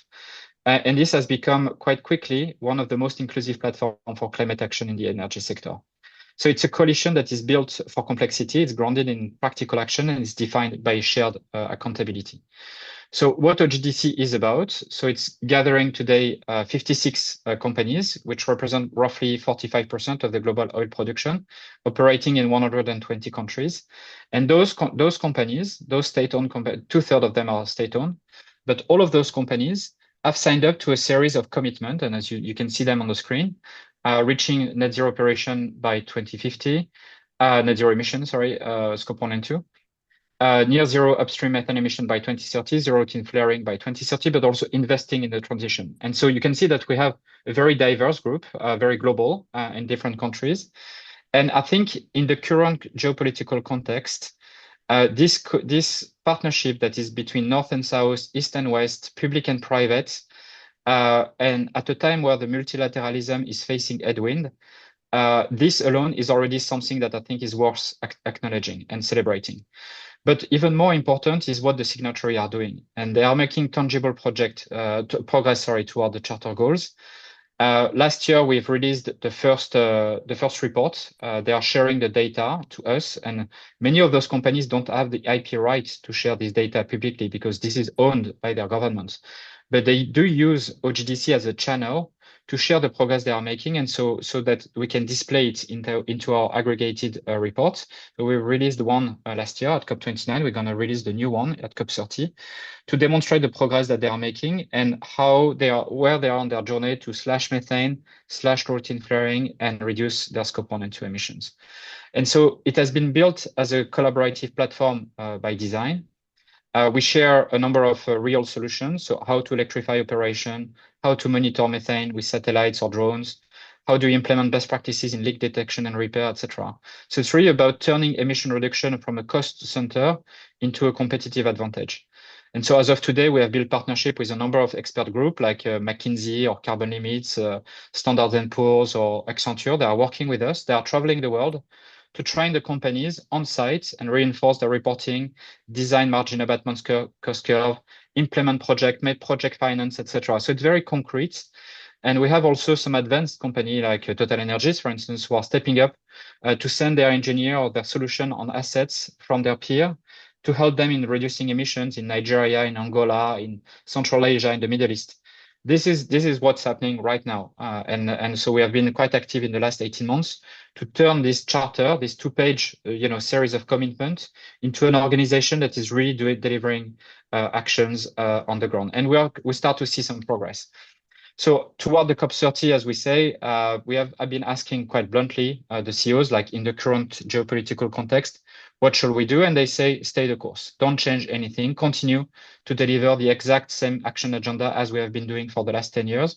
So this is, of course, very encouraging. And so now we are focusing on helping those companies to achieve their goals. And so basically, what we want to demonstrate, which is the OGDC and OGCI, is that even in a complex, capital-intensive sector, rapid climate progress is possible and is grounded in cooperation, innovation, and accountability. So to conclude and go back to the first point that I was trying to make is that I don't think that we should give into pessimism nor let realism be an excuse for inaction. Actually, for me, it's a reason to double down, to stay the course, and to deliver the energy responsibly all together. Thanks a lot. Thank you, Julien. Very, very excellent presentation. Very convincing. We'll come back with you and we'll organize this event with you of the task force on methane. Okay. See where we stand, and obviously you are very optimistic, and it's a very good thing because methane is very, very destructive. Now we give the floor to two firms of the sector, which are very active. And the first is Total Energy, and we are very glad to have Jean-Pascal Clémençon with us. He's a Senior Vice President of Strategy and Markets at Total Energy. And I must say that he's a major support of what we are doing at the task force. Jean-Pascal, you have the floor. Yeah, thank you very much, Edmond, and good afternoon to all of you all across the world. I did not coordinate with Julien, and you will see that I want also to focus on the work that is being doing through the OGDC, which is very important. But first of all, I just want to start with a global pictures, and thanks to the IEA that is providing very accurate numbers, and that is doing a great piece of work. Just wanted to start with 2024. What has happened in 2024? The global energy demand grew by 2.2%, which is faster than the average rate over the past decade. And what is noticeable is that demand for all fuel and technology expanded in 24. Of course, the increase was led by the power sector, and the electricity surged by 4.3%, well above the 3.2% growth of the global GDP. And if you look at it, it's mostly driven by air conditioning in the global south. We've mentioned it already, renewable accounted for most of the growth in the global energy supply, 38% of that growth, but it's followed by natural gas, 28%, coal, 15%, oil, 11%, and nuclear, 8%. In this global picture, if we want to sum up the challenge of the energy transition in front of us, it's twofold in a way. It's to decarbonize the mature energy system of the developed countries. And second is to increase the energy available in the global south by fueling economic and social development with low carbon electricity rather than coal. Then in this context, what a company, a major international company like Total Energy is doing?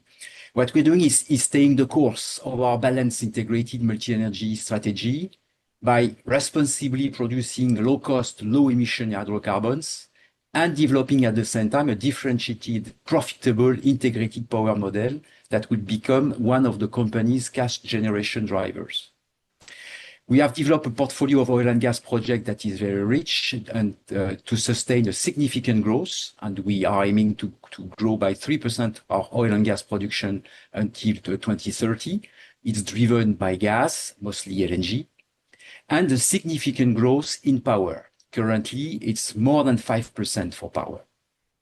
Our global energy production is growing by 4% per year through 2030.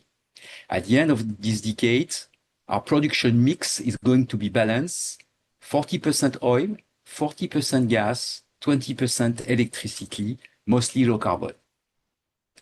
And we continue, of course, to lower our emission. We need to produce oil and gas differently, and we are on the way year after year, and our business plan confirms that this objective of reducing our scope 1 and 2 by 2030 of minus 40% compared to 2015. It means reducing emission from our operation on the CO2 emission, but also on the methane emission. And as it was mentioned very efficiently by Julien, methane abatement is absolutely key. We all know that the issue of the significant heating power of methane. And as Julien mentioned, currently in the multilateralism is really facing strong headwinds, and nonetheless, international cooperation remains absolutely fundamental. And OGDC and the work toward the OGDC has been absolutely instrumental. You know that what the private company are producing is important, but most of our production is being done through cooperation with national oil company. And what was really important with this OGDC is to bring on board the effort of operation emission and methane emission reduction, was to bring on board the national oil company.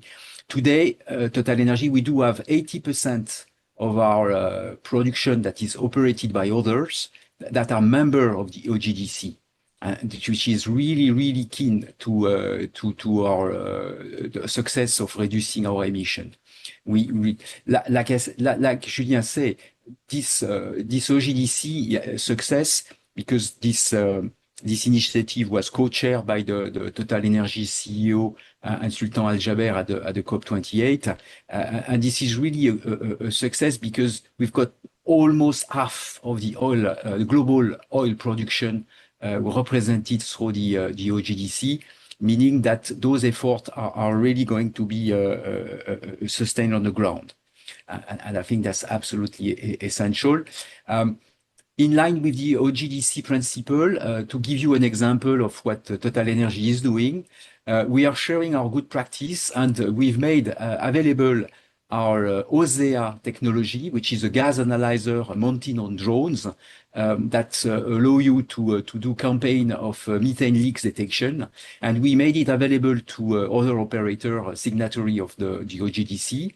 And today we organize campaign of methane detection with Petrobras in Brazil, with SOCAR in Azerbaijan, with NNPC in Nigeria, with ONGC in India, and with Oil India as well. Therefore, it's really concrete action that we are doing on the ground to really detect, measure, and eventually abate methane emission on those assets. Therefore, this is really this international cooperation is absolutely essential. As far as TotalEnergies' portfolio is concerned, we have had already tangible results because in 2024, we have already reduced our methane emission by 55% compared to 2020 reference. And with our objective of near zero methane emission of minus 80% by 2030 is really achievable. Focusing on eliminating routing flaring, venting, and deploying permanent tracking across all our operation. The other aspect of methane that I wanted to touch upon is really the lowering the emission of the LNG chain, which is really another subject where we are deploying a lot of effort. It means reducing greenhouse gas emission from the liquefaction plant itself by using all sorts of electrification process. And our new project, Marsa LNG in Oman, is exemplary in this regard. We are going to achieve a liquefaction plant that will be emitting 3 kilos of CO2 per barrel, which is roughly a tenth of a standard liquefaction plant. This is thanks to a solar farm that will feed the power requirement of the liquefaction plant. Also, reducing methane slip from the gas engine on board the LNG carriers, which is also a strong effort on the transportation of LNG across the different ocean to really make this LNG chain more efficient.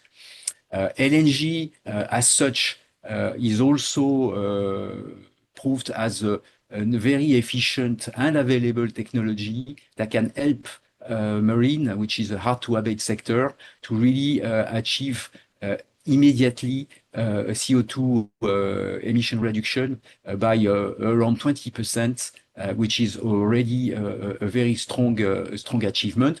Okay, it's not going to be enough to go for the full the full decarbonization, but it's already a step with a technology which is currently available.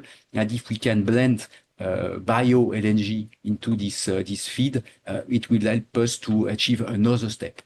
Therefore, it's also another area of work where we are really making effort. All this is to contribute. This is to contribute to foster the role of gas as a key transition energy. Therefore, those simple examples, I wanted to convey the message that indeed, despite all the criticism, the headwinds, and the step back that we can hear around us, I think companies maintain their objectives, and the Total Energy is really pushing ahead with our course of action, and we are definitely making progress. Thank you, Edmond. Thank you very much, Jean-Pascal. It's important. What you said, which I share fully, is that we won't make the energy transition just by saying that we will get rid of fossil fuel energy and go fully on renewables and nuclear. That's I should say stupid, because it is totally unrealistic. We need time. The energy transition is a transition, and transition on the sector which is so important in our day-to-day life, and for all the economies. We need a path, and obviously, gas is a major contributor to the energy transition. Before it disappears, probably in 20 or 30 years, gas will have disappeared. But during the period, the energy transition, we need most efforts on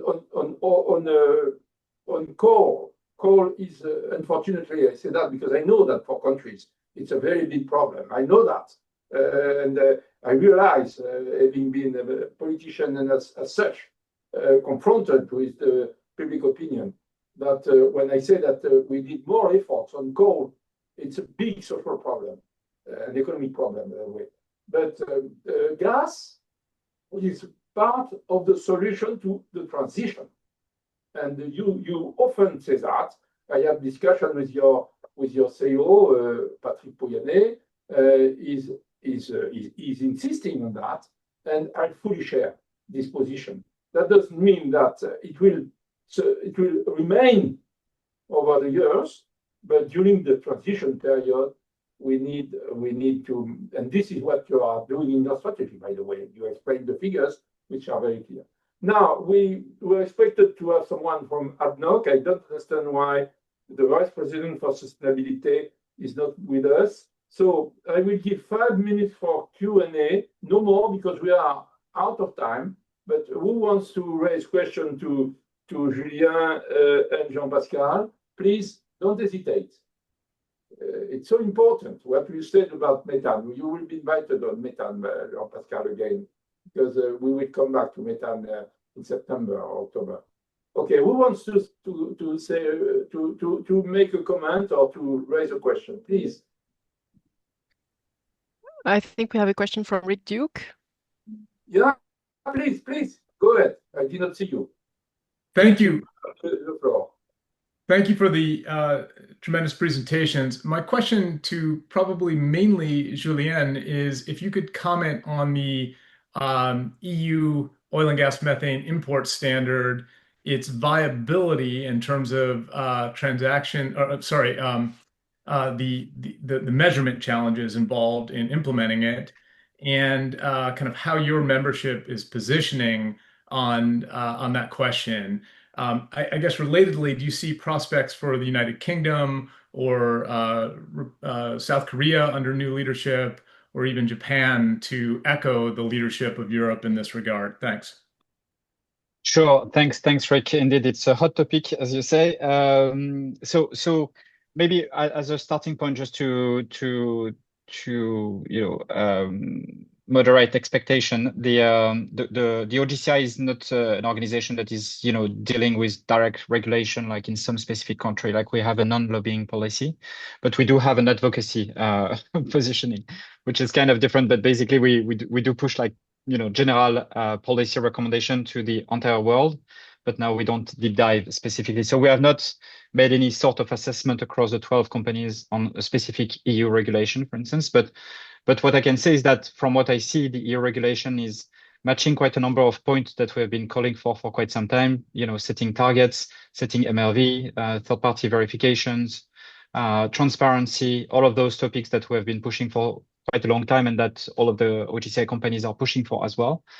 Now, I think where maybe, and that's more my personal point of view here that I'm sharing more than the OGCI perspective, what I think is could be challenging when it comes to the EU methane regulation is the tracking the molecules from the well up to the distribution point.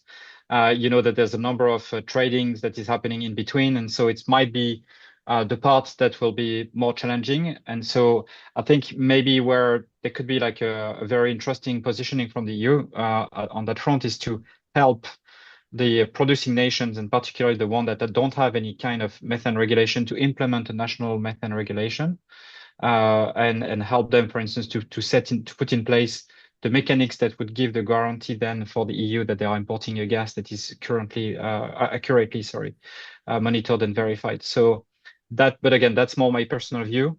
That's it's maybe better off like supporting other regulation, national regulation, that rather than doing everything from the demand side, because it might be difficult to get implemented in the real world. But yeah, I don't know, Jean-Pascal, you may have like you could share probably eventually the total point of view, but that's what I can say at least on my side.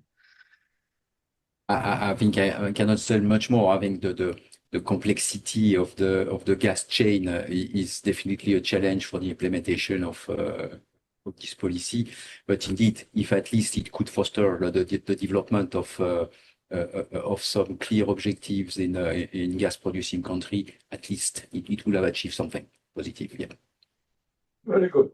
If I may, we will start immediately the part 3 on green hydrogen, because we are out of time. There are many speakers. 1, 2, 3, 4, 5, 6 speakers before the concluding remarks. So I will ask each speaker to abide by the time allotted to him or her. And the first guest speaker will be Tudor Constantinescu, Principal Advisor to the Director General for Energy in the European Commission. Tudor, you have the floor. Thank you. Thank you very much, Edmond. Thank you for the invitation. Very interesting discussion so far. I'm very pleased to open now this part of the event, the panel and the discussion on hydrogen. As you know, hydrogen in the EU, it's an interesting component of the energy policy under the energy transition. I have to say it was not always like this, but at least since 2019, 2020, when we made the hydrogen strategy, this became a very important component. And let me spend just a few words to say that on hydrogen, Europe, Japan, and the US have been the countries we invested most over the last 20 years also in research and innovation technologies. But if 20 years ago the electrolyzers were just 15 kilowatts on average, now we speak about hundreds of megawatts. So the progress in scale is more than 1,000. And then with this progress in technology, also the opportunities, and the link of hydrogen was to renewable deployment and development, which was also the subject of your first panel here, became more and more important. On the other hand, of course, is also low carbon hydrogen, so which is not produced with renewable, but with low carbon electricity, with nuclear, or from fossil fuels with CCS, which can also play an important role in economy. And this is what we have acknowledged already in the hydrogen strategy as well. But since then, what I would like to underline is that we have passed through a number of pieces of legislation initiatives. More than 20 we have followed towards the Fit for 55 package and the target we have for 2030. And we acknowledge more and more the role of hydrogen in achieving by 2050 carbon neutrality. And this is important because now we move towards a path of electrification, that is clear. And we estimate that at least 50% in the final energy consumption will be electricity, electrons, compared to 25% 2-3 years ago. But still almost half of the final energy consumption will not be electrons, will be molecules. And they need to be decarbonized as well if we want to achieve the carbon neutrality in 2050. And therefore, hydrogen is so important next to biogas, to biomethane, but hydrogen, synthetic gases, synthetic fuels will be absolutely essential in heavy industries, in heavy-duty transport, in maritime applications, to support decarbonization and to support the integration of renewables. This is another very important dimension which will increase more and more. And when you saw the presentation and also the tripling target we have agreed under COP, and I listened to the presentation of Paolo earlier from the IEA, hydrogen as a medium for energy storage, large-scale energy storage, will become even more important. So this is essential.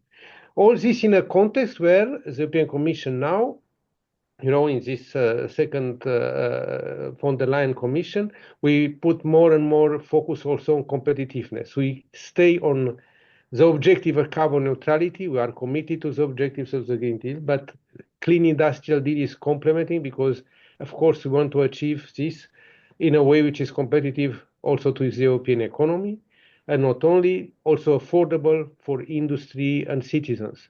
Europe is one of the biggest importer of energy and therefore vulnerable to the fluctuations of fossil fuel prices, and therefore so important to build in on all the opportunities we have in terms of energy efficiency, in terms of renewables, in terms of low carbon solutions, and to have also hydrogen in the overall energy picture, both as feedstock and as an energy carrier. And this is even more important now with the Net Zero Industry Act. So we put more and more emphasis also on manufacturing, so to build the capacity which are required in this respect and to link more and more energy transition, energy policies with industrial policies, while at the same time, of course, cooperating with the rest of the world and paving the way for a global hydrogen market as well. We have developed the most comprehensive legislative framework in Europe by now, and the most complete. There are only very little pieces which need to be completed, some being the low carbon delegated act, which should come in the coming weeks before August. And on the other hand, being the only area in the world, region which developed concrete binding targets for renewable hydrogen in industry, 42%, in transport, renewable fuels of non-biological origin. Then with the target we have for sustainable aviation fuels and maritime specific sectoral, plus the work on infrastructure, which is also very important, the pipelines under the Connecting Europe facility as a project of common interest, but also the work on ports, which we have been developing and even leading in the context of the Clean Energy Ministerial. We have a coalition of 60 ports which we set up in order for hydrogen to enable this global market for renewable hydrogen. But all this is important not to put our industry also in a disadvantage, but to ensure a level playing field. So the rules which we have managed to put in place in order to guarantee and to certify that hydrogen is either renewable or low carbon, these rules we try to promote them and to make sure that they are observed also by the other countries who are willing to export hydrogen to Europe. We have developed also the dimension of hydrogen and looking into the future when will represent an important component also in the energy mix, part of the molecules. We have looked at all the aspects which hydrogen can ensure in terms of certification to guarantee that it is for true, and though it's not renewable or low carbon to the detriment of other uses of other forms of energy. I think we think that this is something very important, and we stay committed to ensure that this is happening.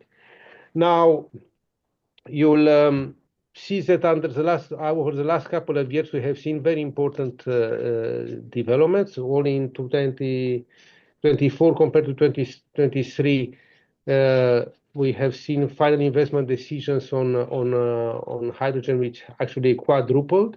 So this is important, and we had 2.5 gigawatts of electrolyzers and one added under the hydrogen bank. This being another important dimension, which is related to financing. And we have revised, so in addition to the legislation I mentioned, the state aid regime, and under this there are significant, almost 40 billion euros at EU level of support for hydrogen projects across the EU. And with the hydrogen bank, more specifically, you organized it. Now we had the second auction, and we will have by the end of the year with another billion and a third auction. So we had a lot of interesting projects, and some of them with very low premium, in speaking about carbon price required in order to get to the market. This is really very important. And in industries like steel, and so we are giving now an additional push to create the lead markets, which are mentioned under the Clean Industrial Deal, and where we are working with our colleagues from DG GROW, and we consider that this dimension is very important, in particular, as I said, for steel, for fertilizers, but also in other industries where hydrogen can play an important role.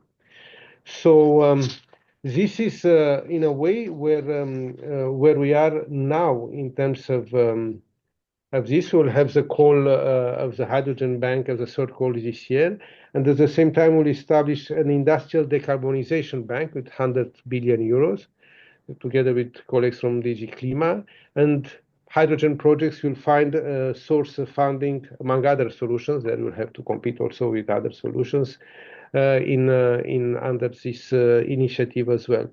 It is important to underline the fact that we put a lot of attention on collaboration also with many countries around the globe and also at the global level. So we have a number of MOUs with countries.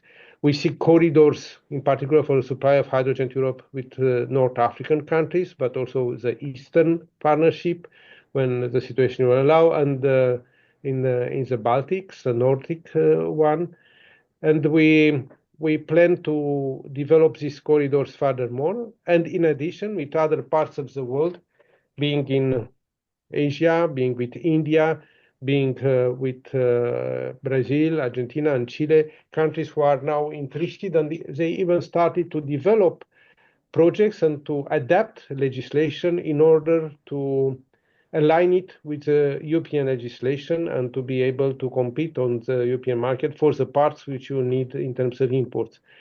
Benefits of hydrogen are very large linked to the integration of variable power, but we know that we cannot produce it all in Europe, and we will also need imports, and therefore this dialogue with the countries is important, but it's important building partnerships and enabling them also to take advantage of this energy system integration approach, in which, of course, the most efficient way is to use directly when you can electricity, but when not in some processes or industries, you need to have the molecules, and then hydrogen can play an important role in decarbonization and be the required energy carrier in this respect.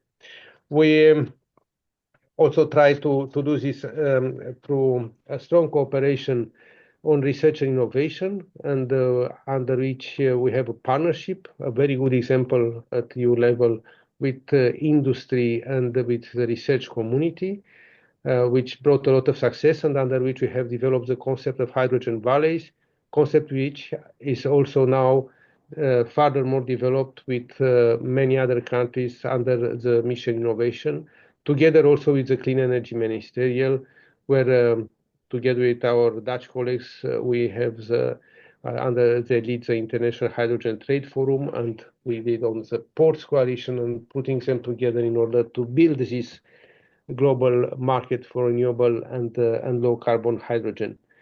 There is still, of course, work to be done. There are, in some cases, some bottlenecks. We see them and we try to address them through the measures I have mentioned, at least some of them. And the dimensions that hydrogen plays and will start to play also in terms of energy security will be also an important element. So recently we had adopted, in addition to the Clean Industrial Deal and the Affordable Action Plan, also the Repower EU roadmap, so under the leadership of our Energy Commissioner, Dan Jorgensen. And here it's clear that gradually hydrogen will also start to play an important role in this respect, notably, of course, when it's produced from renewables, but also low carbon hydrogen. So we have now about 250 renewable hydrogen projects in the EU, 170 in operation. The work will continue, and we will give an additional impetus to the Clean Hydrogen Alliance with industry, and make sure that all these stakeholders then are grouped together in the phase of research, but also in the phase of development, and when the important projects of common European interest are developed at European level. I would stop here, but of course, if a question or a need, I can definitely try to contribute further. Thank you very much again for the opportunity. For this presentation of the policy of the European Commission on the green hydrogen. I give the floor to Noé van Hulst, who is the special hydrogen advisor to the International Energy Agency. Noé, you please try to remain on your 10 minutes. Yes. Thank you so much, Edmond. I will try to be really short. I have a couple of slides that I want to try and find if I can. Let me see whether I can find them. We can help if needed. Yeah, please. Can you? Because I'm having some technical difficulties. I apologize. But Edmond, I will go very quickly. I will try to give you a very quick overview of the global situation in hydrogen from my perspective. Next slide, please. This one. So as Tudor, my good friend and colleague Tudor Constantinescu, already from the European Commission, has explained, the way to look at hydrogen, and it's not only green hydrogen or renewable hydrogen, but also indeed hydrogen, which in other ways, can be produced low emission. It's not the silver bullet for problems, and it's also not a total hype. It is in between. I think the way to see it, it's neither hype nor the hope. It's really a complementary role, the missing link in the energy transition in terms of where we need to decarbonize also the molecules. You need clean molecules also in energy, in any energy system. Electricity alone will not be able to do the job. There are sectors which are hard to electrify. It has already been mentioned, chemicals, including refineries, steel industry, heavy-duty transportation, including long-distance trucks, but also ships, planes, and long-term energy storage. Those are the main areas. Cannot be done only by electricity. But there is another important element that I want to stress very much in the context also of the changing geopolitics, Edmond and dear colleagues. That is that, yes, the whole kind of new impetus for hydrogen and low emission hydrogen has very much been from the climate policy perspective, but increasingly we can see around the world that there are other drivers coming in which push hydrogen to the forefront of policies.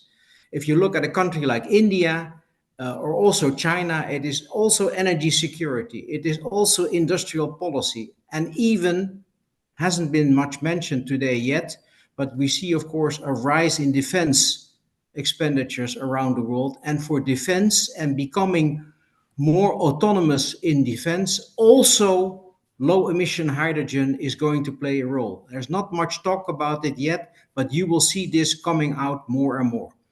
Where will we end up with hydrogen? Nobody really knows. Will it be 10% of the energy mix or 20%? Nobody really, or something in between. Nobody knows. And it doesn't matter. It's going to be big in any case, and we need a lot to happen before we can make it as big as this, percentages of the energy mix. Next slide, please.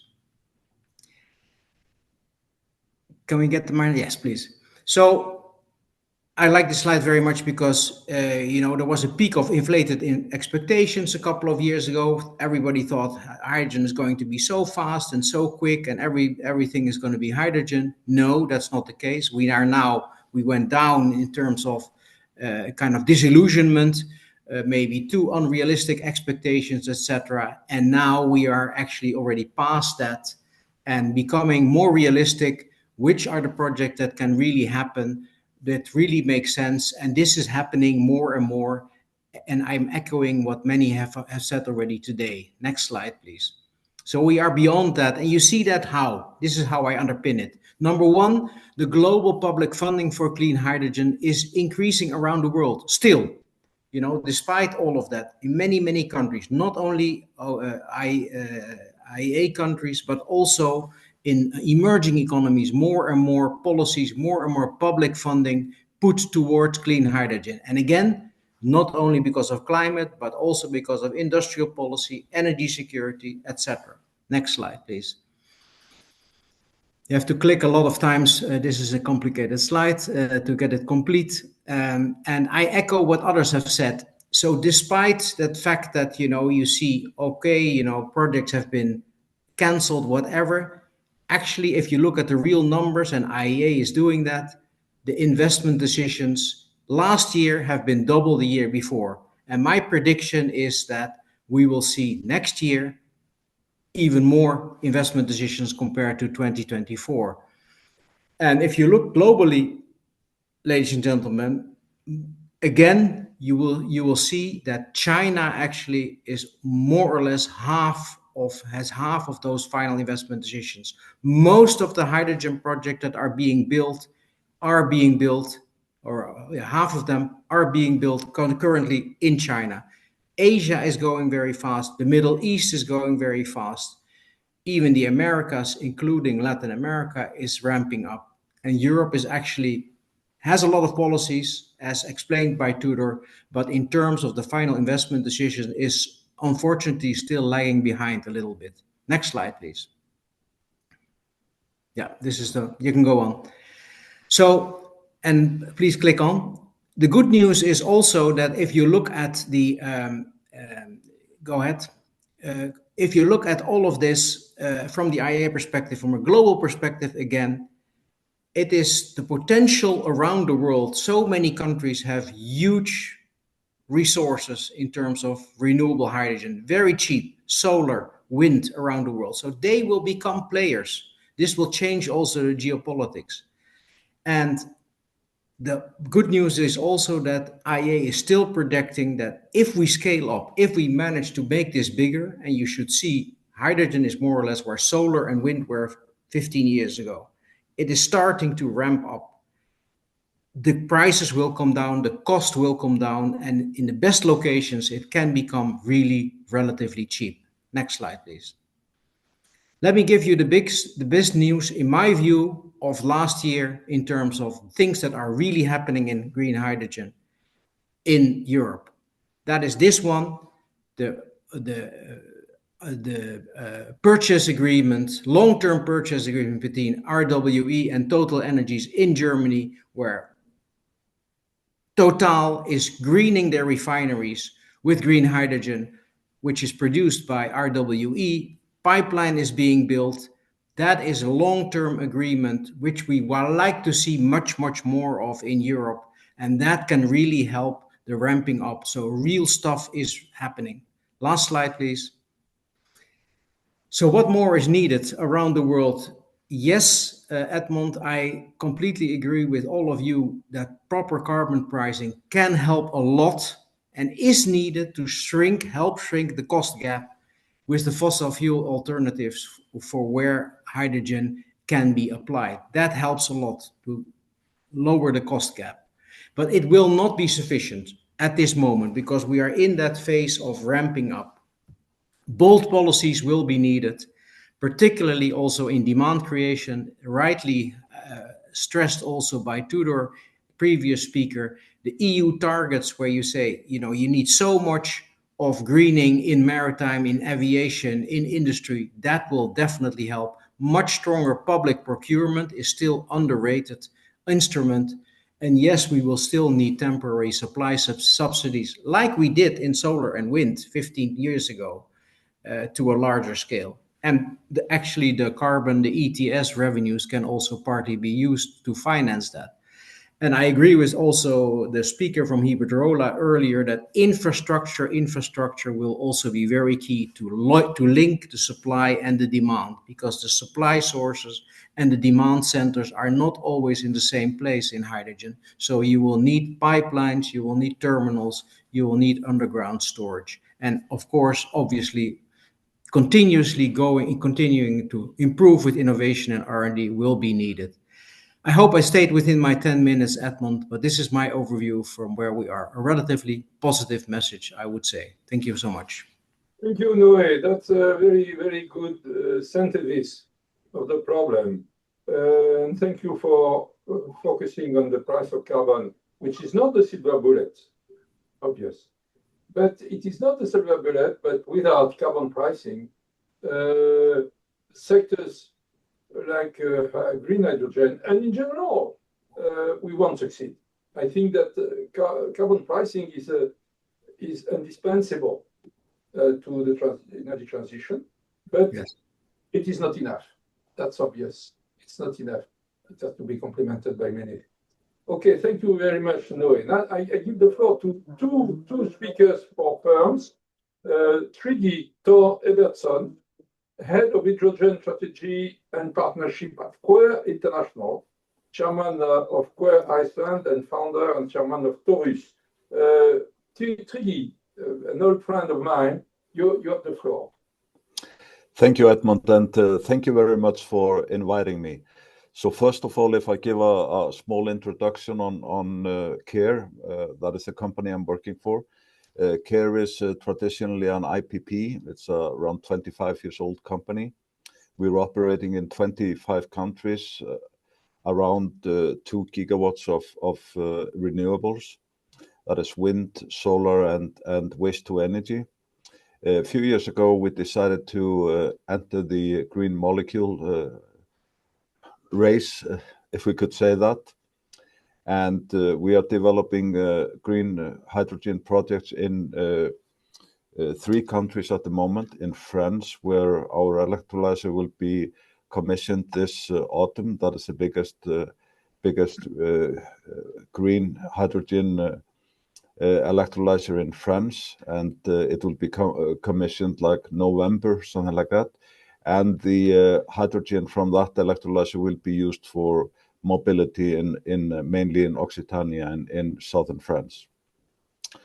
The second most advanced project we are developing is in Iceland. That is an 840 megawatt project. That is a very, very large project and a very, very expensive project. We are well advanced with the first phase, which is 240 megawatts. The third country is Brazil. We are developing a 2.4 gigawatt electrolyzer in Brazil. So the question is, in countries like Iceland, developing such a big hydrogen project, it's obvious that the country can't use but a small part of it. What are we going to do with the hydrogen? So actually, this project is an ammonia project, and we plan to export ammonia to Europe, and where it will be used for various uses. So consequently, we had to try to figure out where is the market for the ammonia, practically the carrier for the hydrogen. And we think that the lowest hanging fruit at the moment is the maritime sector. That is requires relatively little infrastructure. It is a very well-known carrier, and it is easy to retrofit LNG ships to go from LNG to ammonia, and that seems to be the way to go. Also,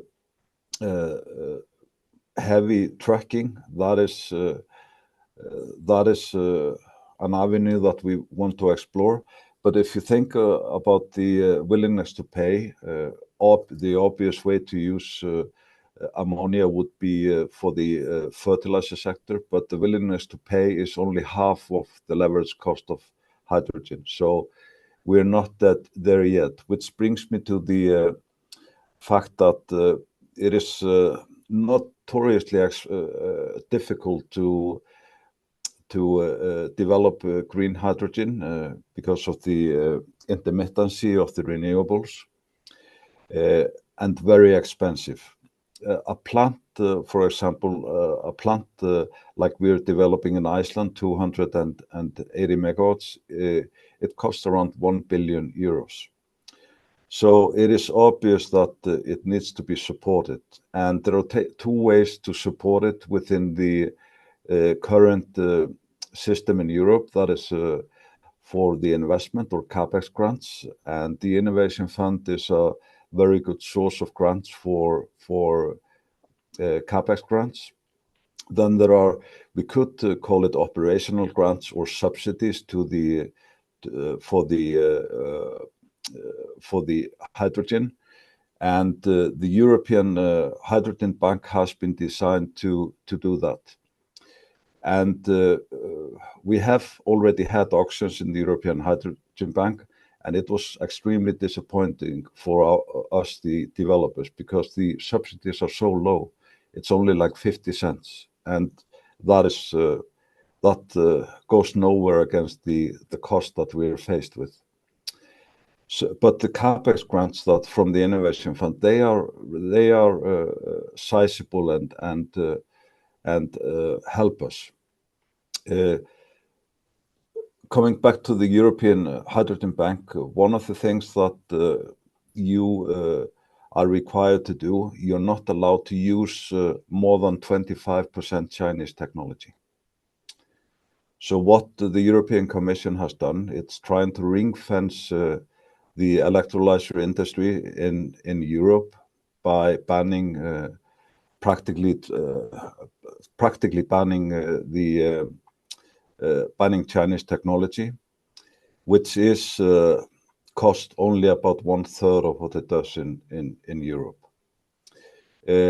This is extremely bad for developing hydrogen projects, because electrolyzers are the most expensive component in a plant, like in a hydrogen plant.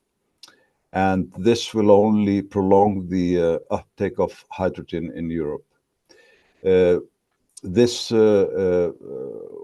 Well, Europe, it is understandable that the Commission is trying to protect European industries, but they lost on the solar panels, they lost on the batteries, they will lose on the electrolyzers. So the only thing this does is it prolongs the development of the electrolyzers or of hydrogen in Europe. When we look to China, China is on the forefront of the hydrogen revolution, we could say, both in terms of derivatives, but also in terms of pure hydrogen. And if I'm correct, my colleague Frank Yu will tell us about his plant that they are commissioning now in Xian in Inner Mongolia and Japan, an ammonia plant, a very, very interesting plant. We don't have any plants in Europe. We only have small electrolyzers that are used for industry, and most of them are pilot projects and experimental. The reason is that on mainland Europe, that is in France, Germany, and those places, electricity is too expensive to produce hydrogen.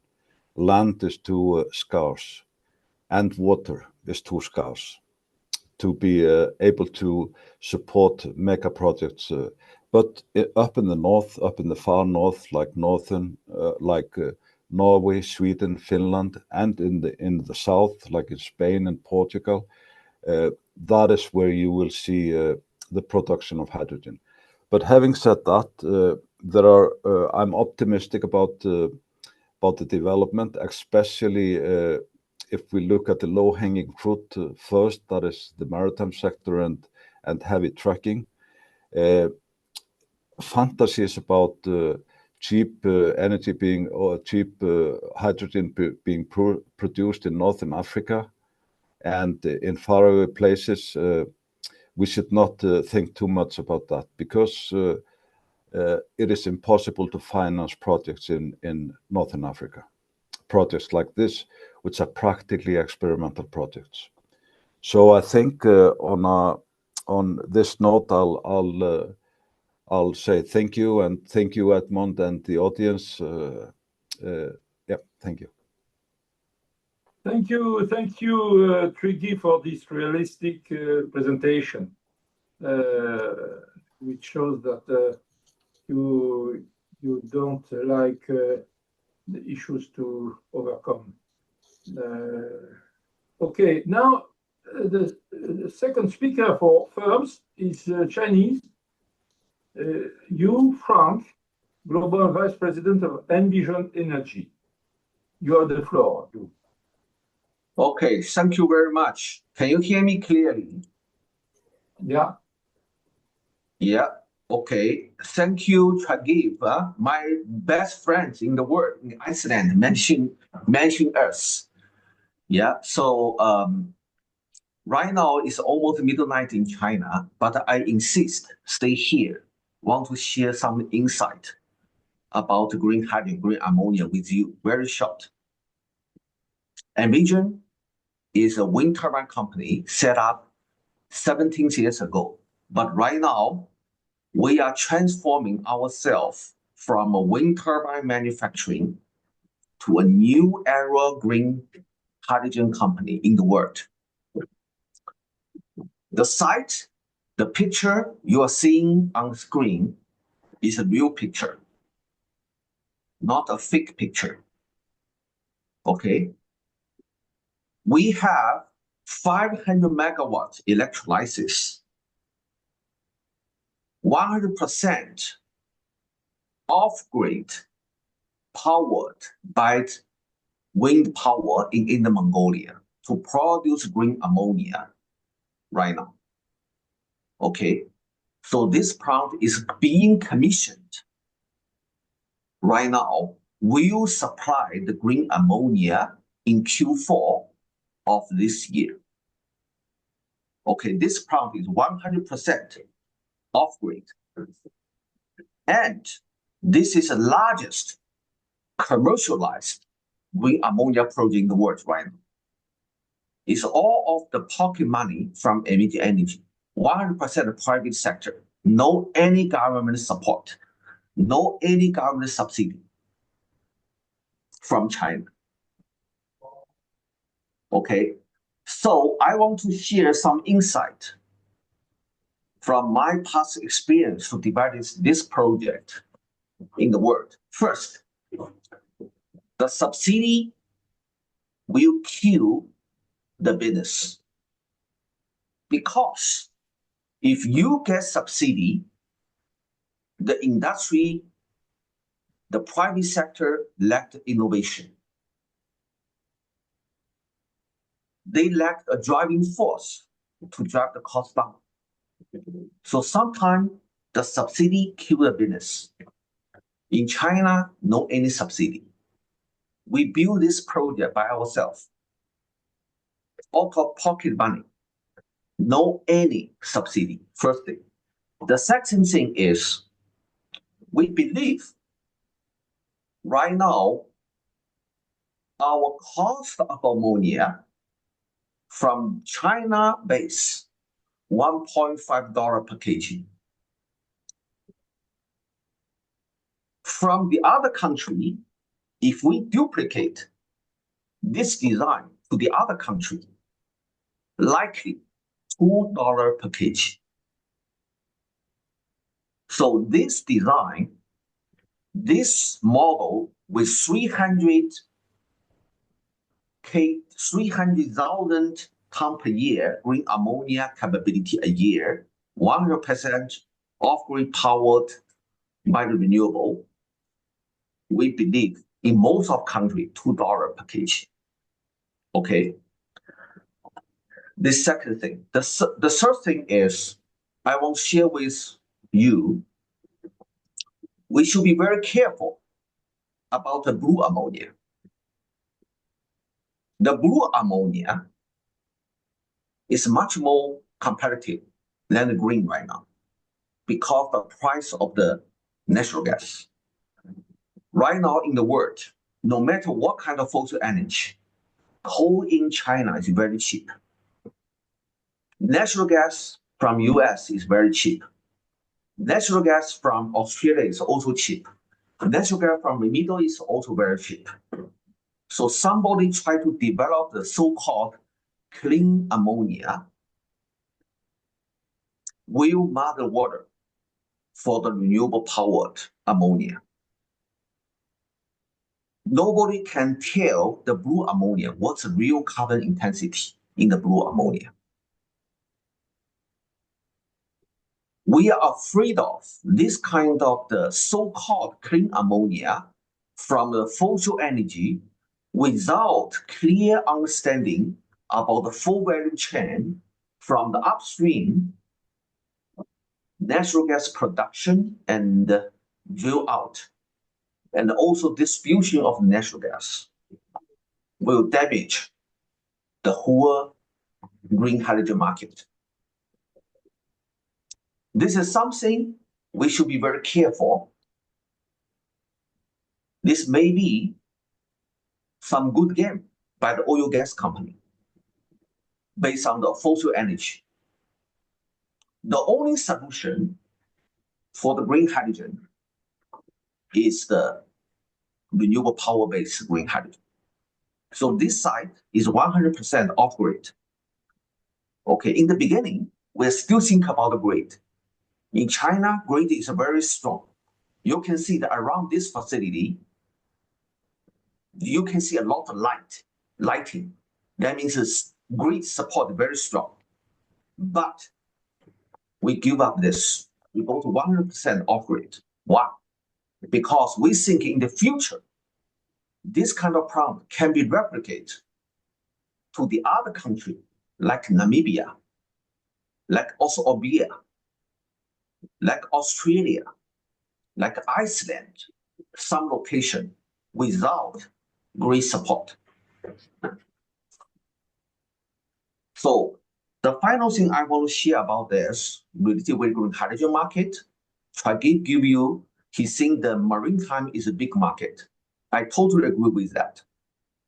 But our understanding in the maritime is the methanol is dead. No matter what kind of situation, methanol is dead. You know why?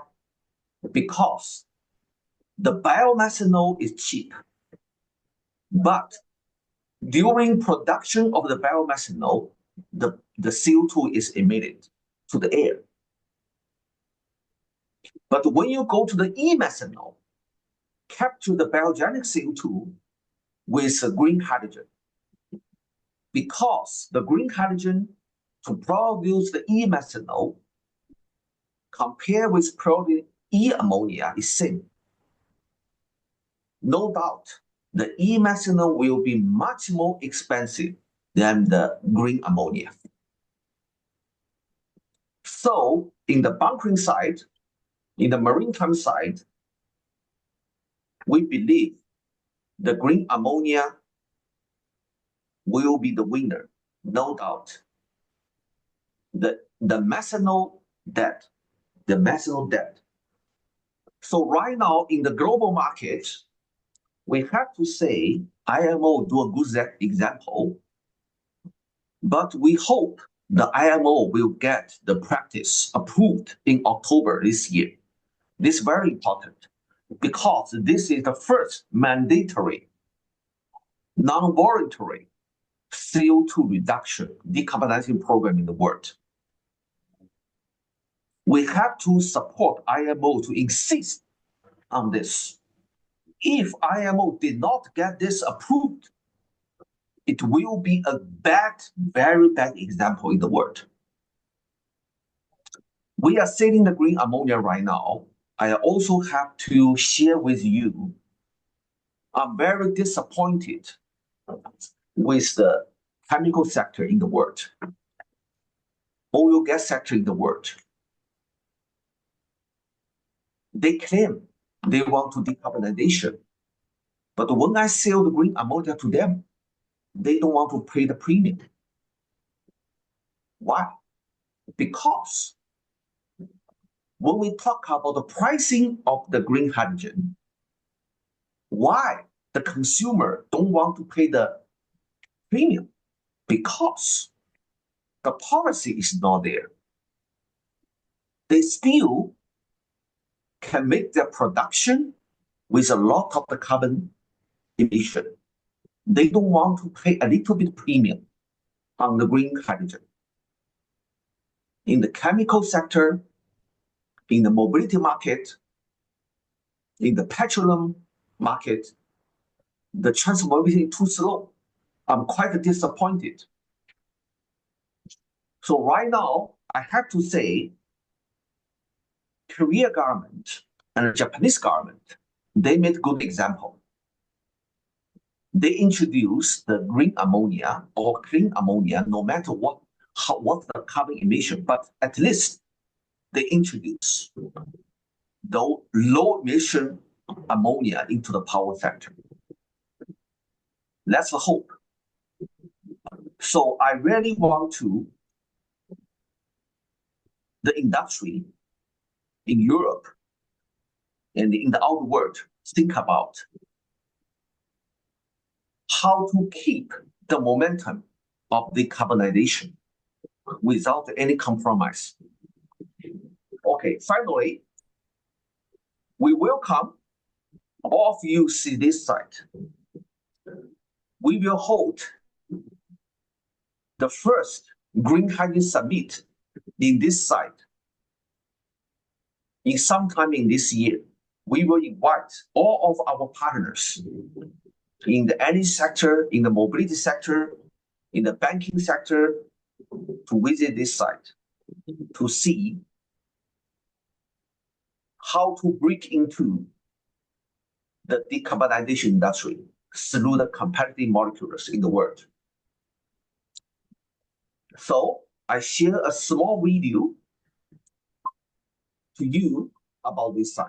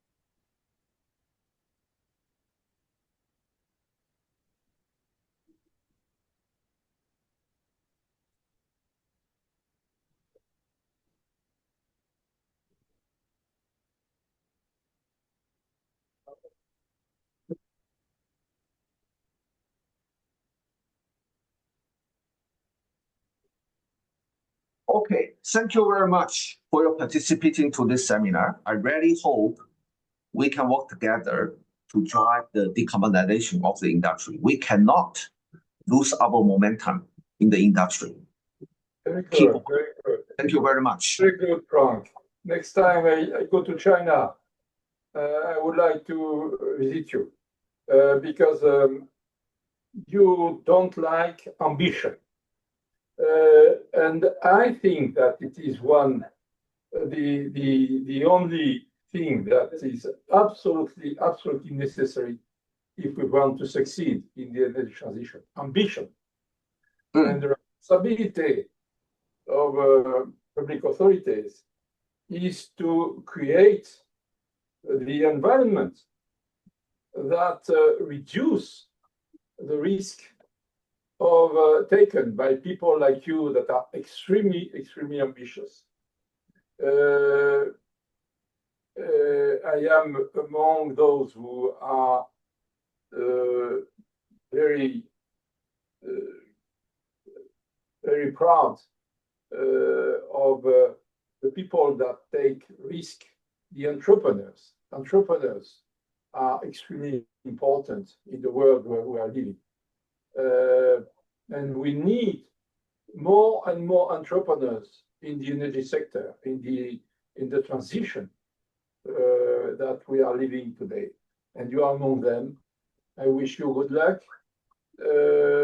And I would like to see you in China and see what you are doing, your project and so on, because it's extremely interesting to promote green ammonia. Okay, thank you very much. It was a very thank you. Welcome to visit us. Welcome to visit us. I will visit you. Don't worry. I will come rather often in your country. And our dream is to get green hydrogen to compete with the green hydrogen, conventional hydrogen in China. No doubt.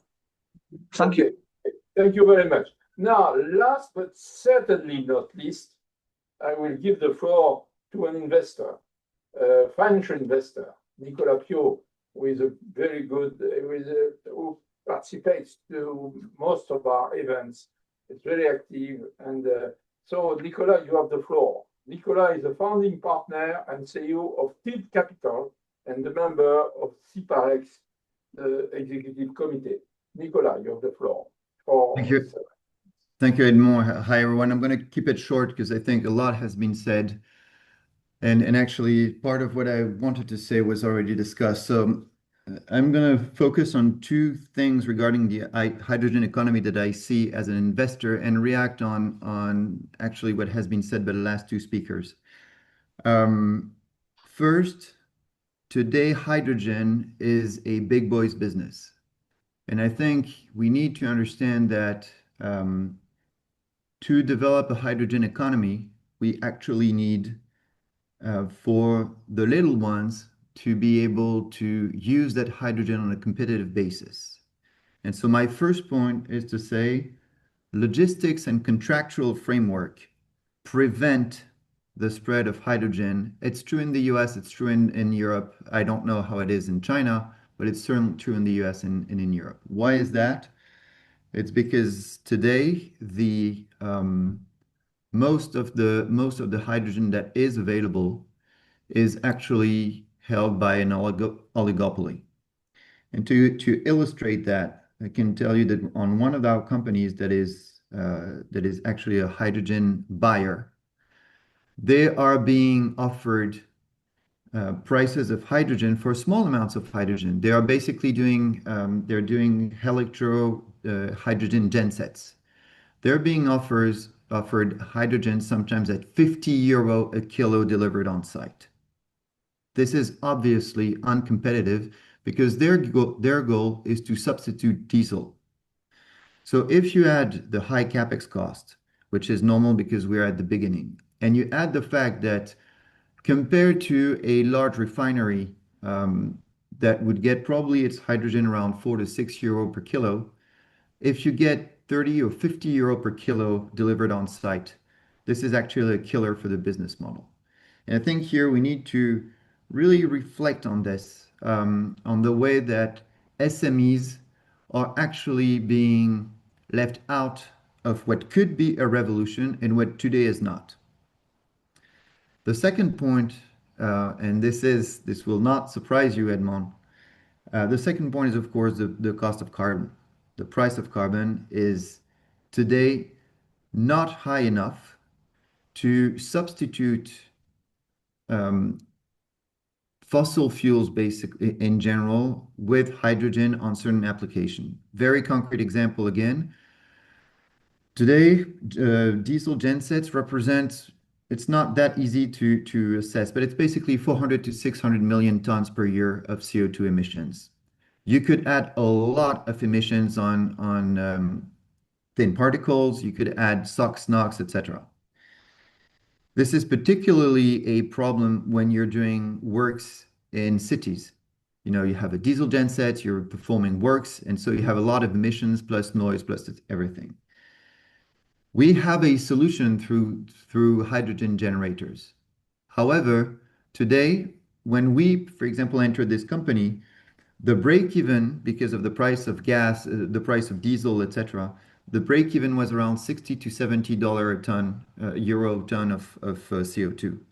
Today, the break-even is at 100, although we've reduced by 40% the capex, because prices of diesel have gone down, and of course we see that the price of carbon is very far from those levels. So no surprise here. I think the cost of carbon is a key element.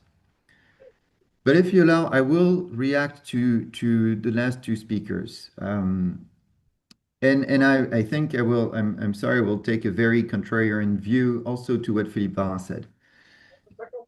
Of course, we can say, you know, we need to bring the cost of technology down and irrespective of where it comes from. I don't buy that. And I can tell you that this is not what I see daily in how I invest. The reason being, first, I disagree that, and I have been working, of course, and Edmond, you know this, a lot with Chinese partners and Chinese friends when I was with Engie, and I still have contacts there. But I disagree with the fact that this is unsubsidized. In power electronics, it has been heavily subsidized. In solar panels, it has been heavily subsidized. And basically, most of these companies, had they been under I would say normal regimes, market regimes, they would have gone under a long time ago. None of the Chinese power panel producers are actually cash generating. So I think we need to be very careful in what we say, because it is very difficult to say that we're going to lead the energy transition and forget that energy policy is based on a trilemma. It's energy security, affordability, and sustainability.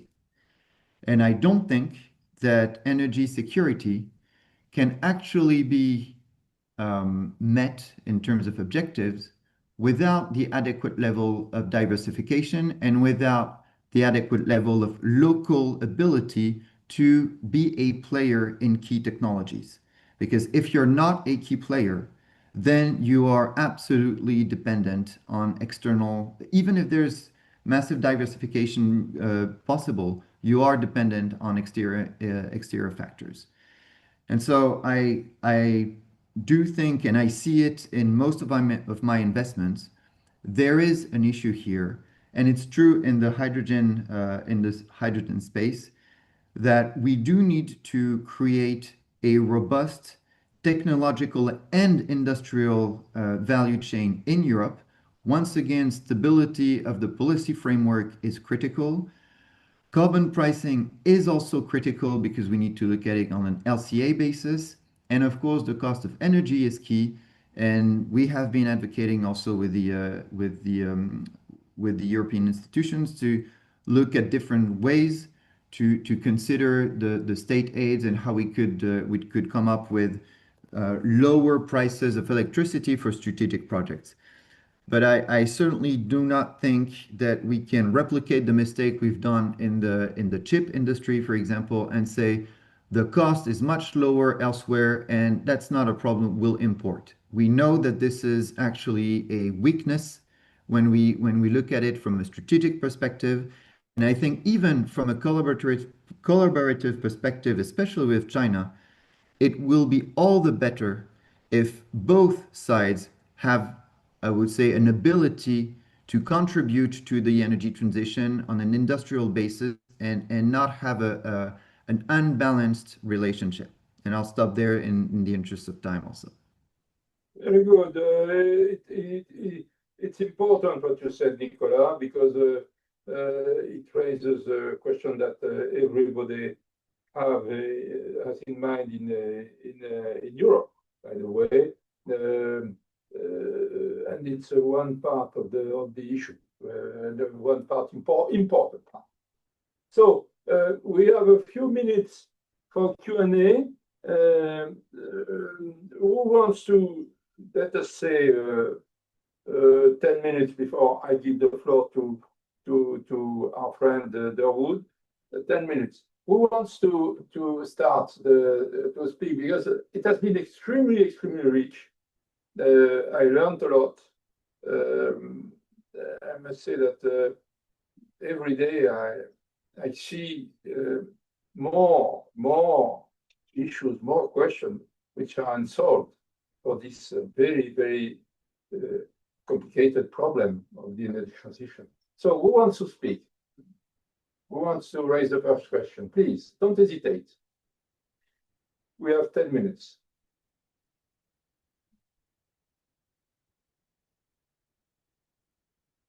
No one? Please? Please, don't be shy. Don't be shy. I think we wore people out. Don't be shy. I think Franz just lifted his hand. Yeah. Franz. One question.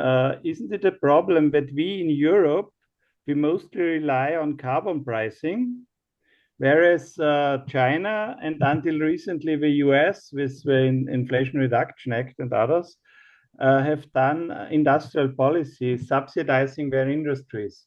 So you have a problem with competitiveness. And this was a problem, for example, 10 years ago, Europe had around 80% of solar panel production, mostly in Germany, but also in Austria. But now this has, because of very successful Chinese industrial policy, this has all shifted more or less to China. Yeah, the answer, I will take the question for myself. The answer is CBAM, Carbon Border Adjustment Mechanism. Yeah. You know it. It's a complicated mechanism. It has not been implemented for this objective, which is reduce the problem of competitiveness. We already had in the previous events organized by the task force, the Director General of Energy, who is a friend of mine, Gerasimos Thomas, and he's explained that we don't want to give a lesson to the rest of the world. We just want to solve an internal problem in the European Union, which is the fact that we will have to make all the firms concerned by the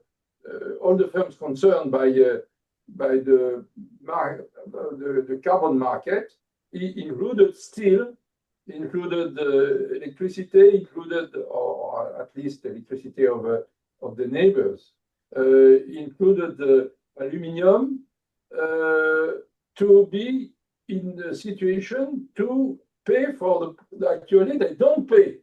They are included in the perimeter of the market of carbon, but they are excluded from paying the price of carbon.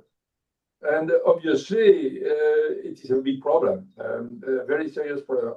And then why the European Union created this CBAM, just to lead these firms in Europe to pay what they have to pay, but to create the same situation for their competitors outside the European Union. The steel producers or aluminum producers outside European Union will have to pay the same price. Obviously, the reading I have from CBAM, and we had this explanation in many countries outside Europe and in China, especially, is that in fact it could be the beginning of a global price of carbon. And I think that more and more people understand that. Because obviously, if you enter into Europe and the firms in your sector have to pay price of carbon, it's not. And if you have a price of carbon of the same level in your country, then you enter free of because you pay in your country the price of carbon, and the competition is fair. And I think that it is a good incentive to find, at least for part of disequilibrium in the competition. It's not enough, I agree, but it would be a major step if we went in this direction in all over the world. Why? First, because it will create a level playing field in the world for competition through carbon markets developed all around the world, and for the energy transition, it would be obviously something very useful. But secondly, it would create resources, important resources, that we could use to help to the energy transition in emerging countries, which are at the heart of the issue for tomorrow. Why? Because the demand for energy is increasing, while it is decreasing, for example, or it is under control in Europe, less in the US, but under control. It is much more difficult to control the demand for energy in India, because the demand there is extremely important. And therefore, with CBAM and the resources of CBAM, which would be enlarged to the rest of the world, that will give extraordinary amount of reserve of resources that could be used to help these countries to fund their energy transition mainly in clean energy. I think that plan for time being is realistic. I completely agree that the lack of realism of this plan today, but we'll see. I think if CBAM is adopted, if people realize that we need the level playing field, that we need resources to fund the energy demand in countries which are most in need of them, and it would be justice, because these countries tell us, and they repeat it, that they are not responsible for most of the carbon in the atmosphere. So I think that we have to develop this idea very carefully, because it makes a lot of sense that we pay for the emissions of carbon, and the resources help the funding of the green transition of emerging countries. This is my answer. I don't answer all the point raised by Nicolas, which is the fact that you have other factors which need to be introduced in order to have a full fair competition. But if we found a way, and hopefully we will do it in January 2026 in Europe by the introduction of CBAM, it will be the first step. I think that it will be, it can be a very important first step in the direction of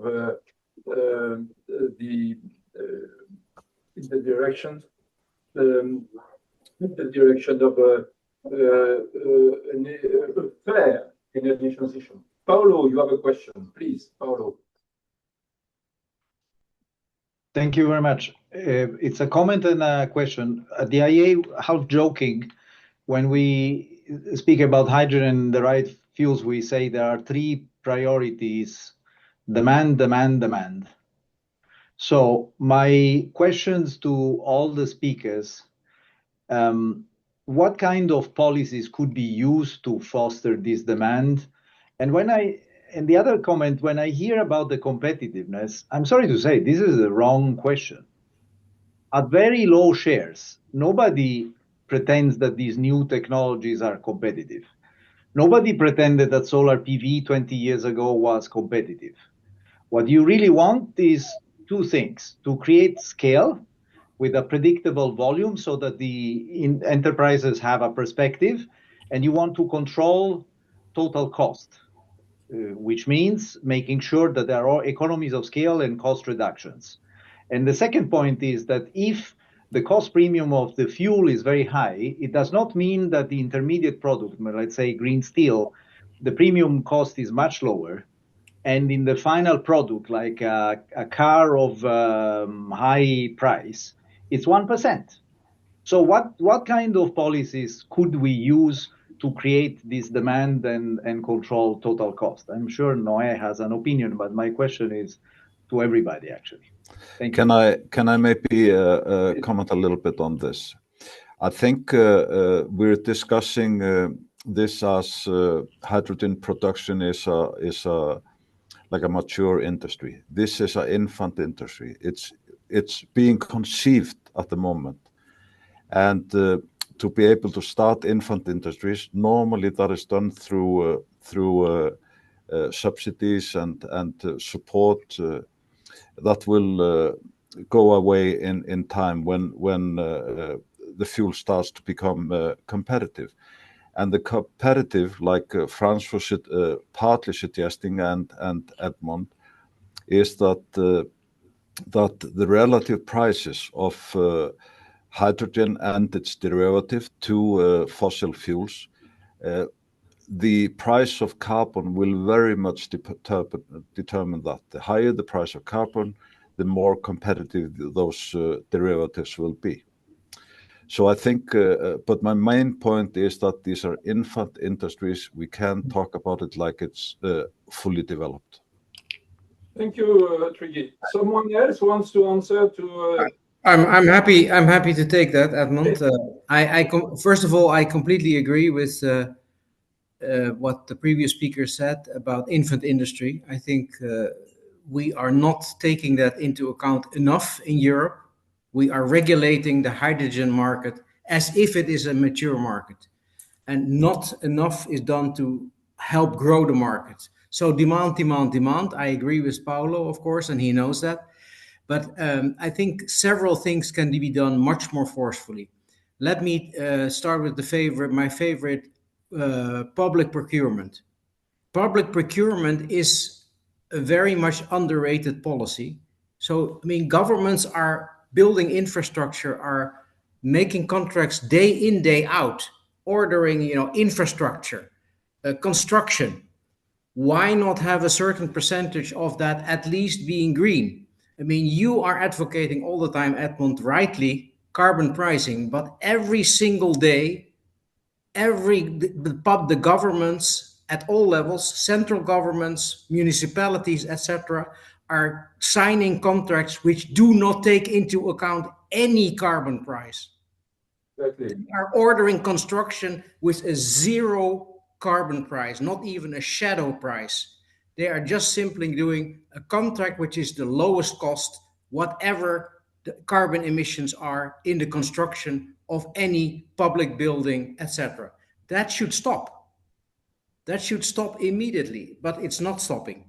So that is my number one, and this apparently is already, public procurement is already, for cement, for steel, a very important driver of demand. And then, of course, in private markets, also a lot more can be done. The EU is doing good stuff in terms of, having mandate for, so much clean fuel in shipping. in aviation. That is going to be helping to drive. Of course, it needs to be then effectively implemented, which is always a challenge in the EU. And this can be replicated much more. Why am I not able, if I want to buy a car, to say, I want a car produced from green steel? I cannot do it. It's not possible. So we need to create those markets that also automobile manufacturers are kind of feeling the pressure from the consumers that they need to buy that green steel. And as Paulo already mentioned, it's only 1-2% extra price for my car. Why would I not be able to buy that? These are just a couple of examples, but much, much more can be done, and we should be doing that. Thank you. You're very good, Noé. I fully share your point. Who wants to participate to the discussion, which is really very interesting? Before I give the floor to Durwood, who wants to speak?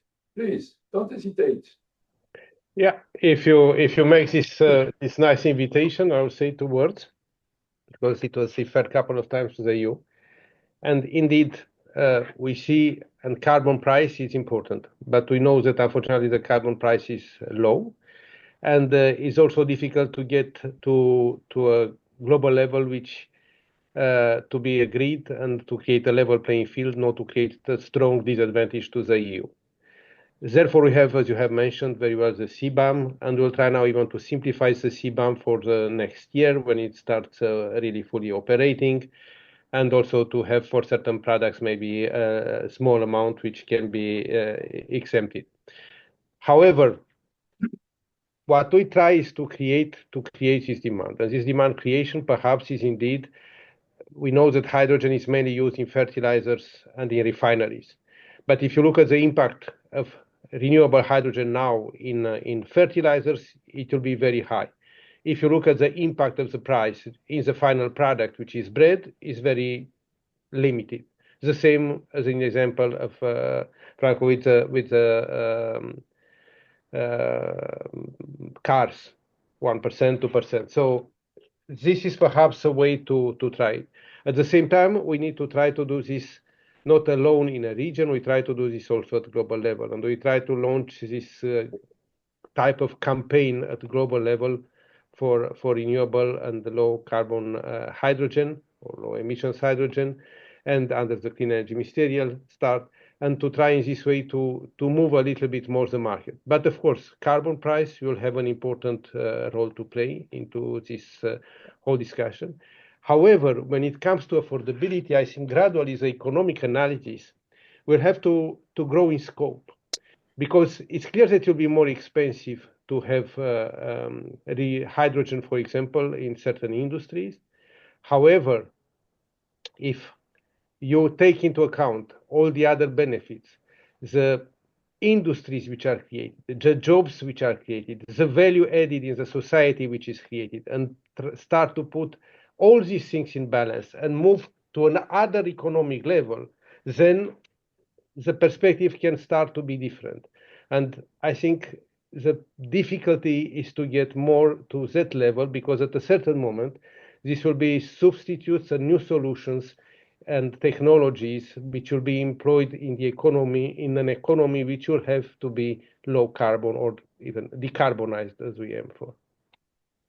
Thank you, Tudor. Let me,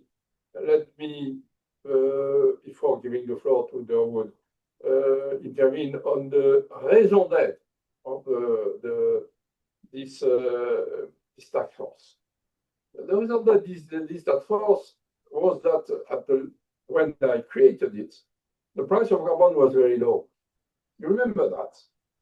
It was in, I think, 2018 or 2019. The price of carbon was about 4 or 5 euro and even less. Very low, very low.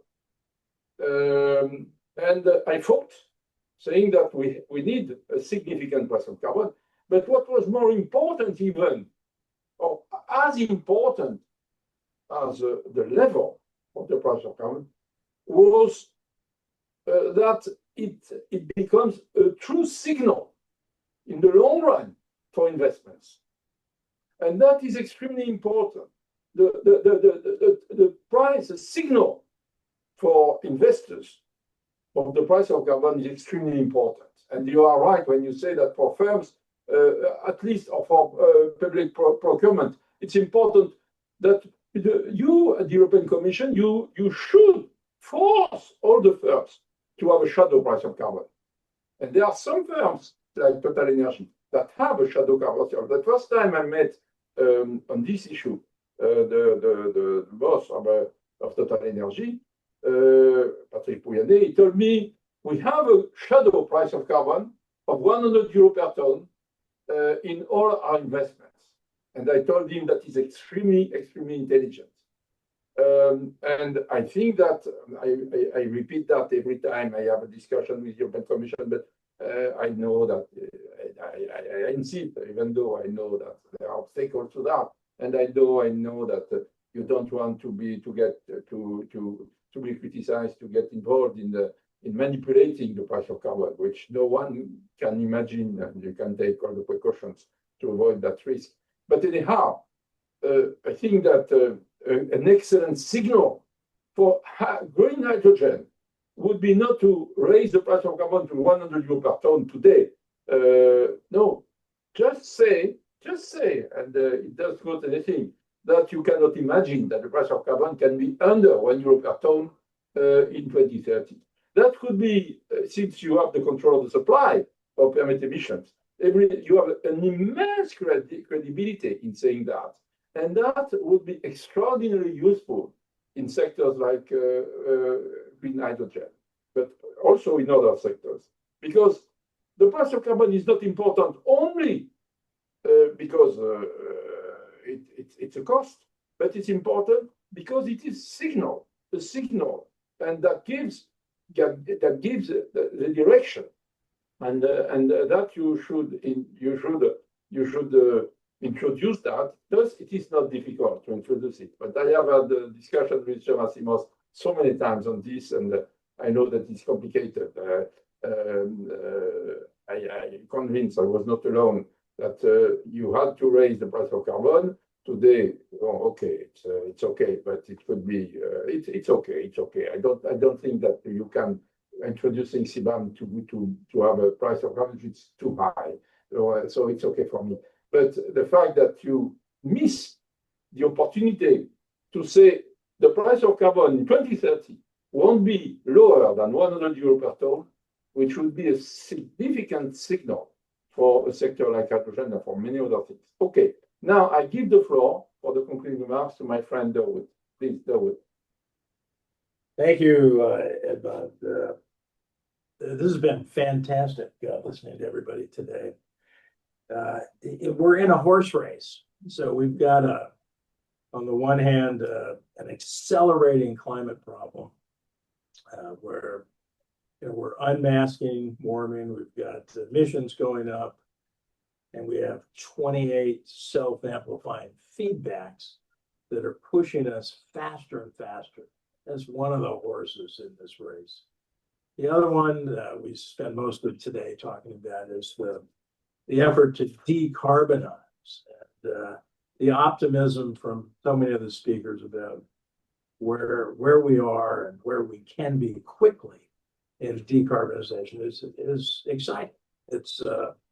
It gives all of us energy to continue our work, but we have to recognize that decarbonizing the energy system, even when we do it, is a marathon that only turns down warming about 1/10 of a degree at 2050. That's a very modest amount, not enough to keep us from going over the cliff of the tipping points. Now, decarbonization kicks in big time starting in 2060. That's going to be too late if we don't have another strategy for slowing down warming in the near term. Fortunately, we do have that strategy, and that's the strategy of cutting methane and the other super climate pollutants, the fluorinated gases, the tropospheric ozone, and black carbon soot. when we cut that package of climate pollutants, we can avoid at least 4 times more warming than decarbonization alone in 2050. This is a sprint that we need to win to stay in the race of the marathon to 2050 and beyond as we decarbonize. And we talked a lot about methane today. I was very glad to hear the discussions about OGMP and the oil and gas decarbonization charter. 56 companies, including 33 national oil companies, pledging, promising they're going to reduce their emissions to near zero, and they're going to stop routine flaring by 2030.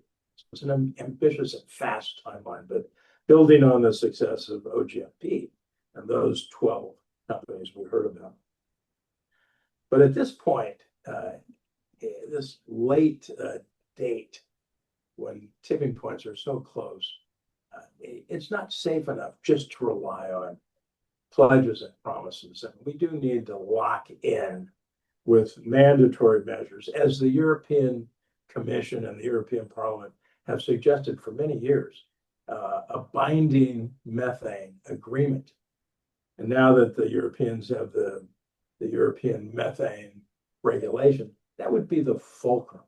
And if we thought of how to use that, multilateralize it, and connect basically the same standards with the 56 oil companies and representing 47% of the suppliers.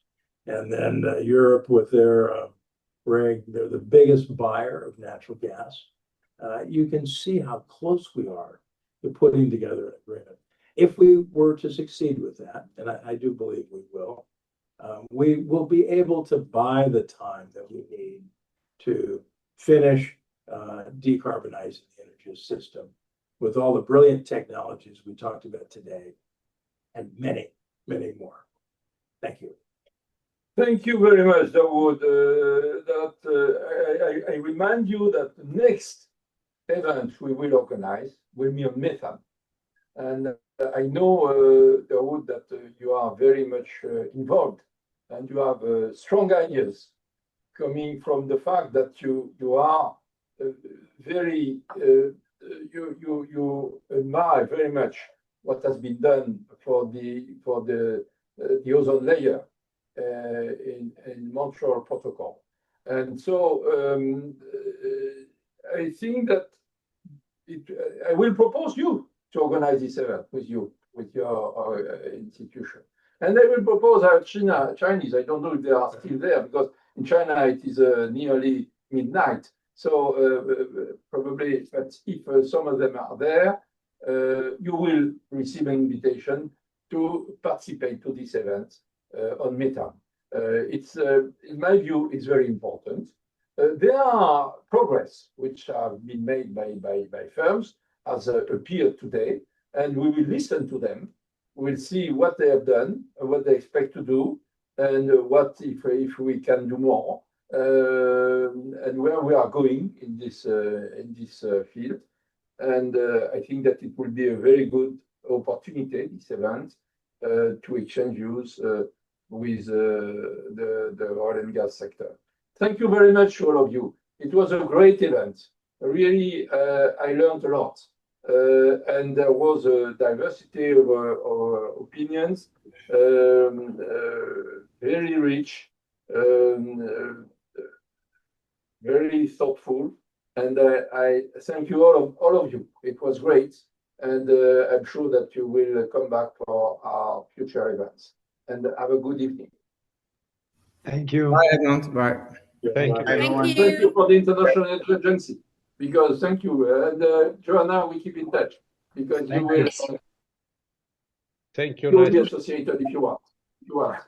Right there. Okay, thank you. Have a good event. Have a good evening. Thank you, Noé. Thank you. Bye. Bye-bye.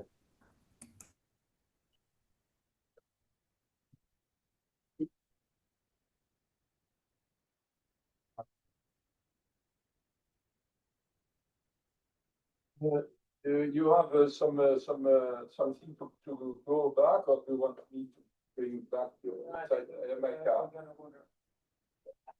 As you want. If you want me, I can.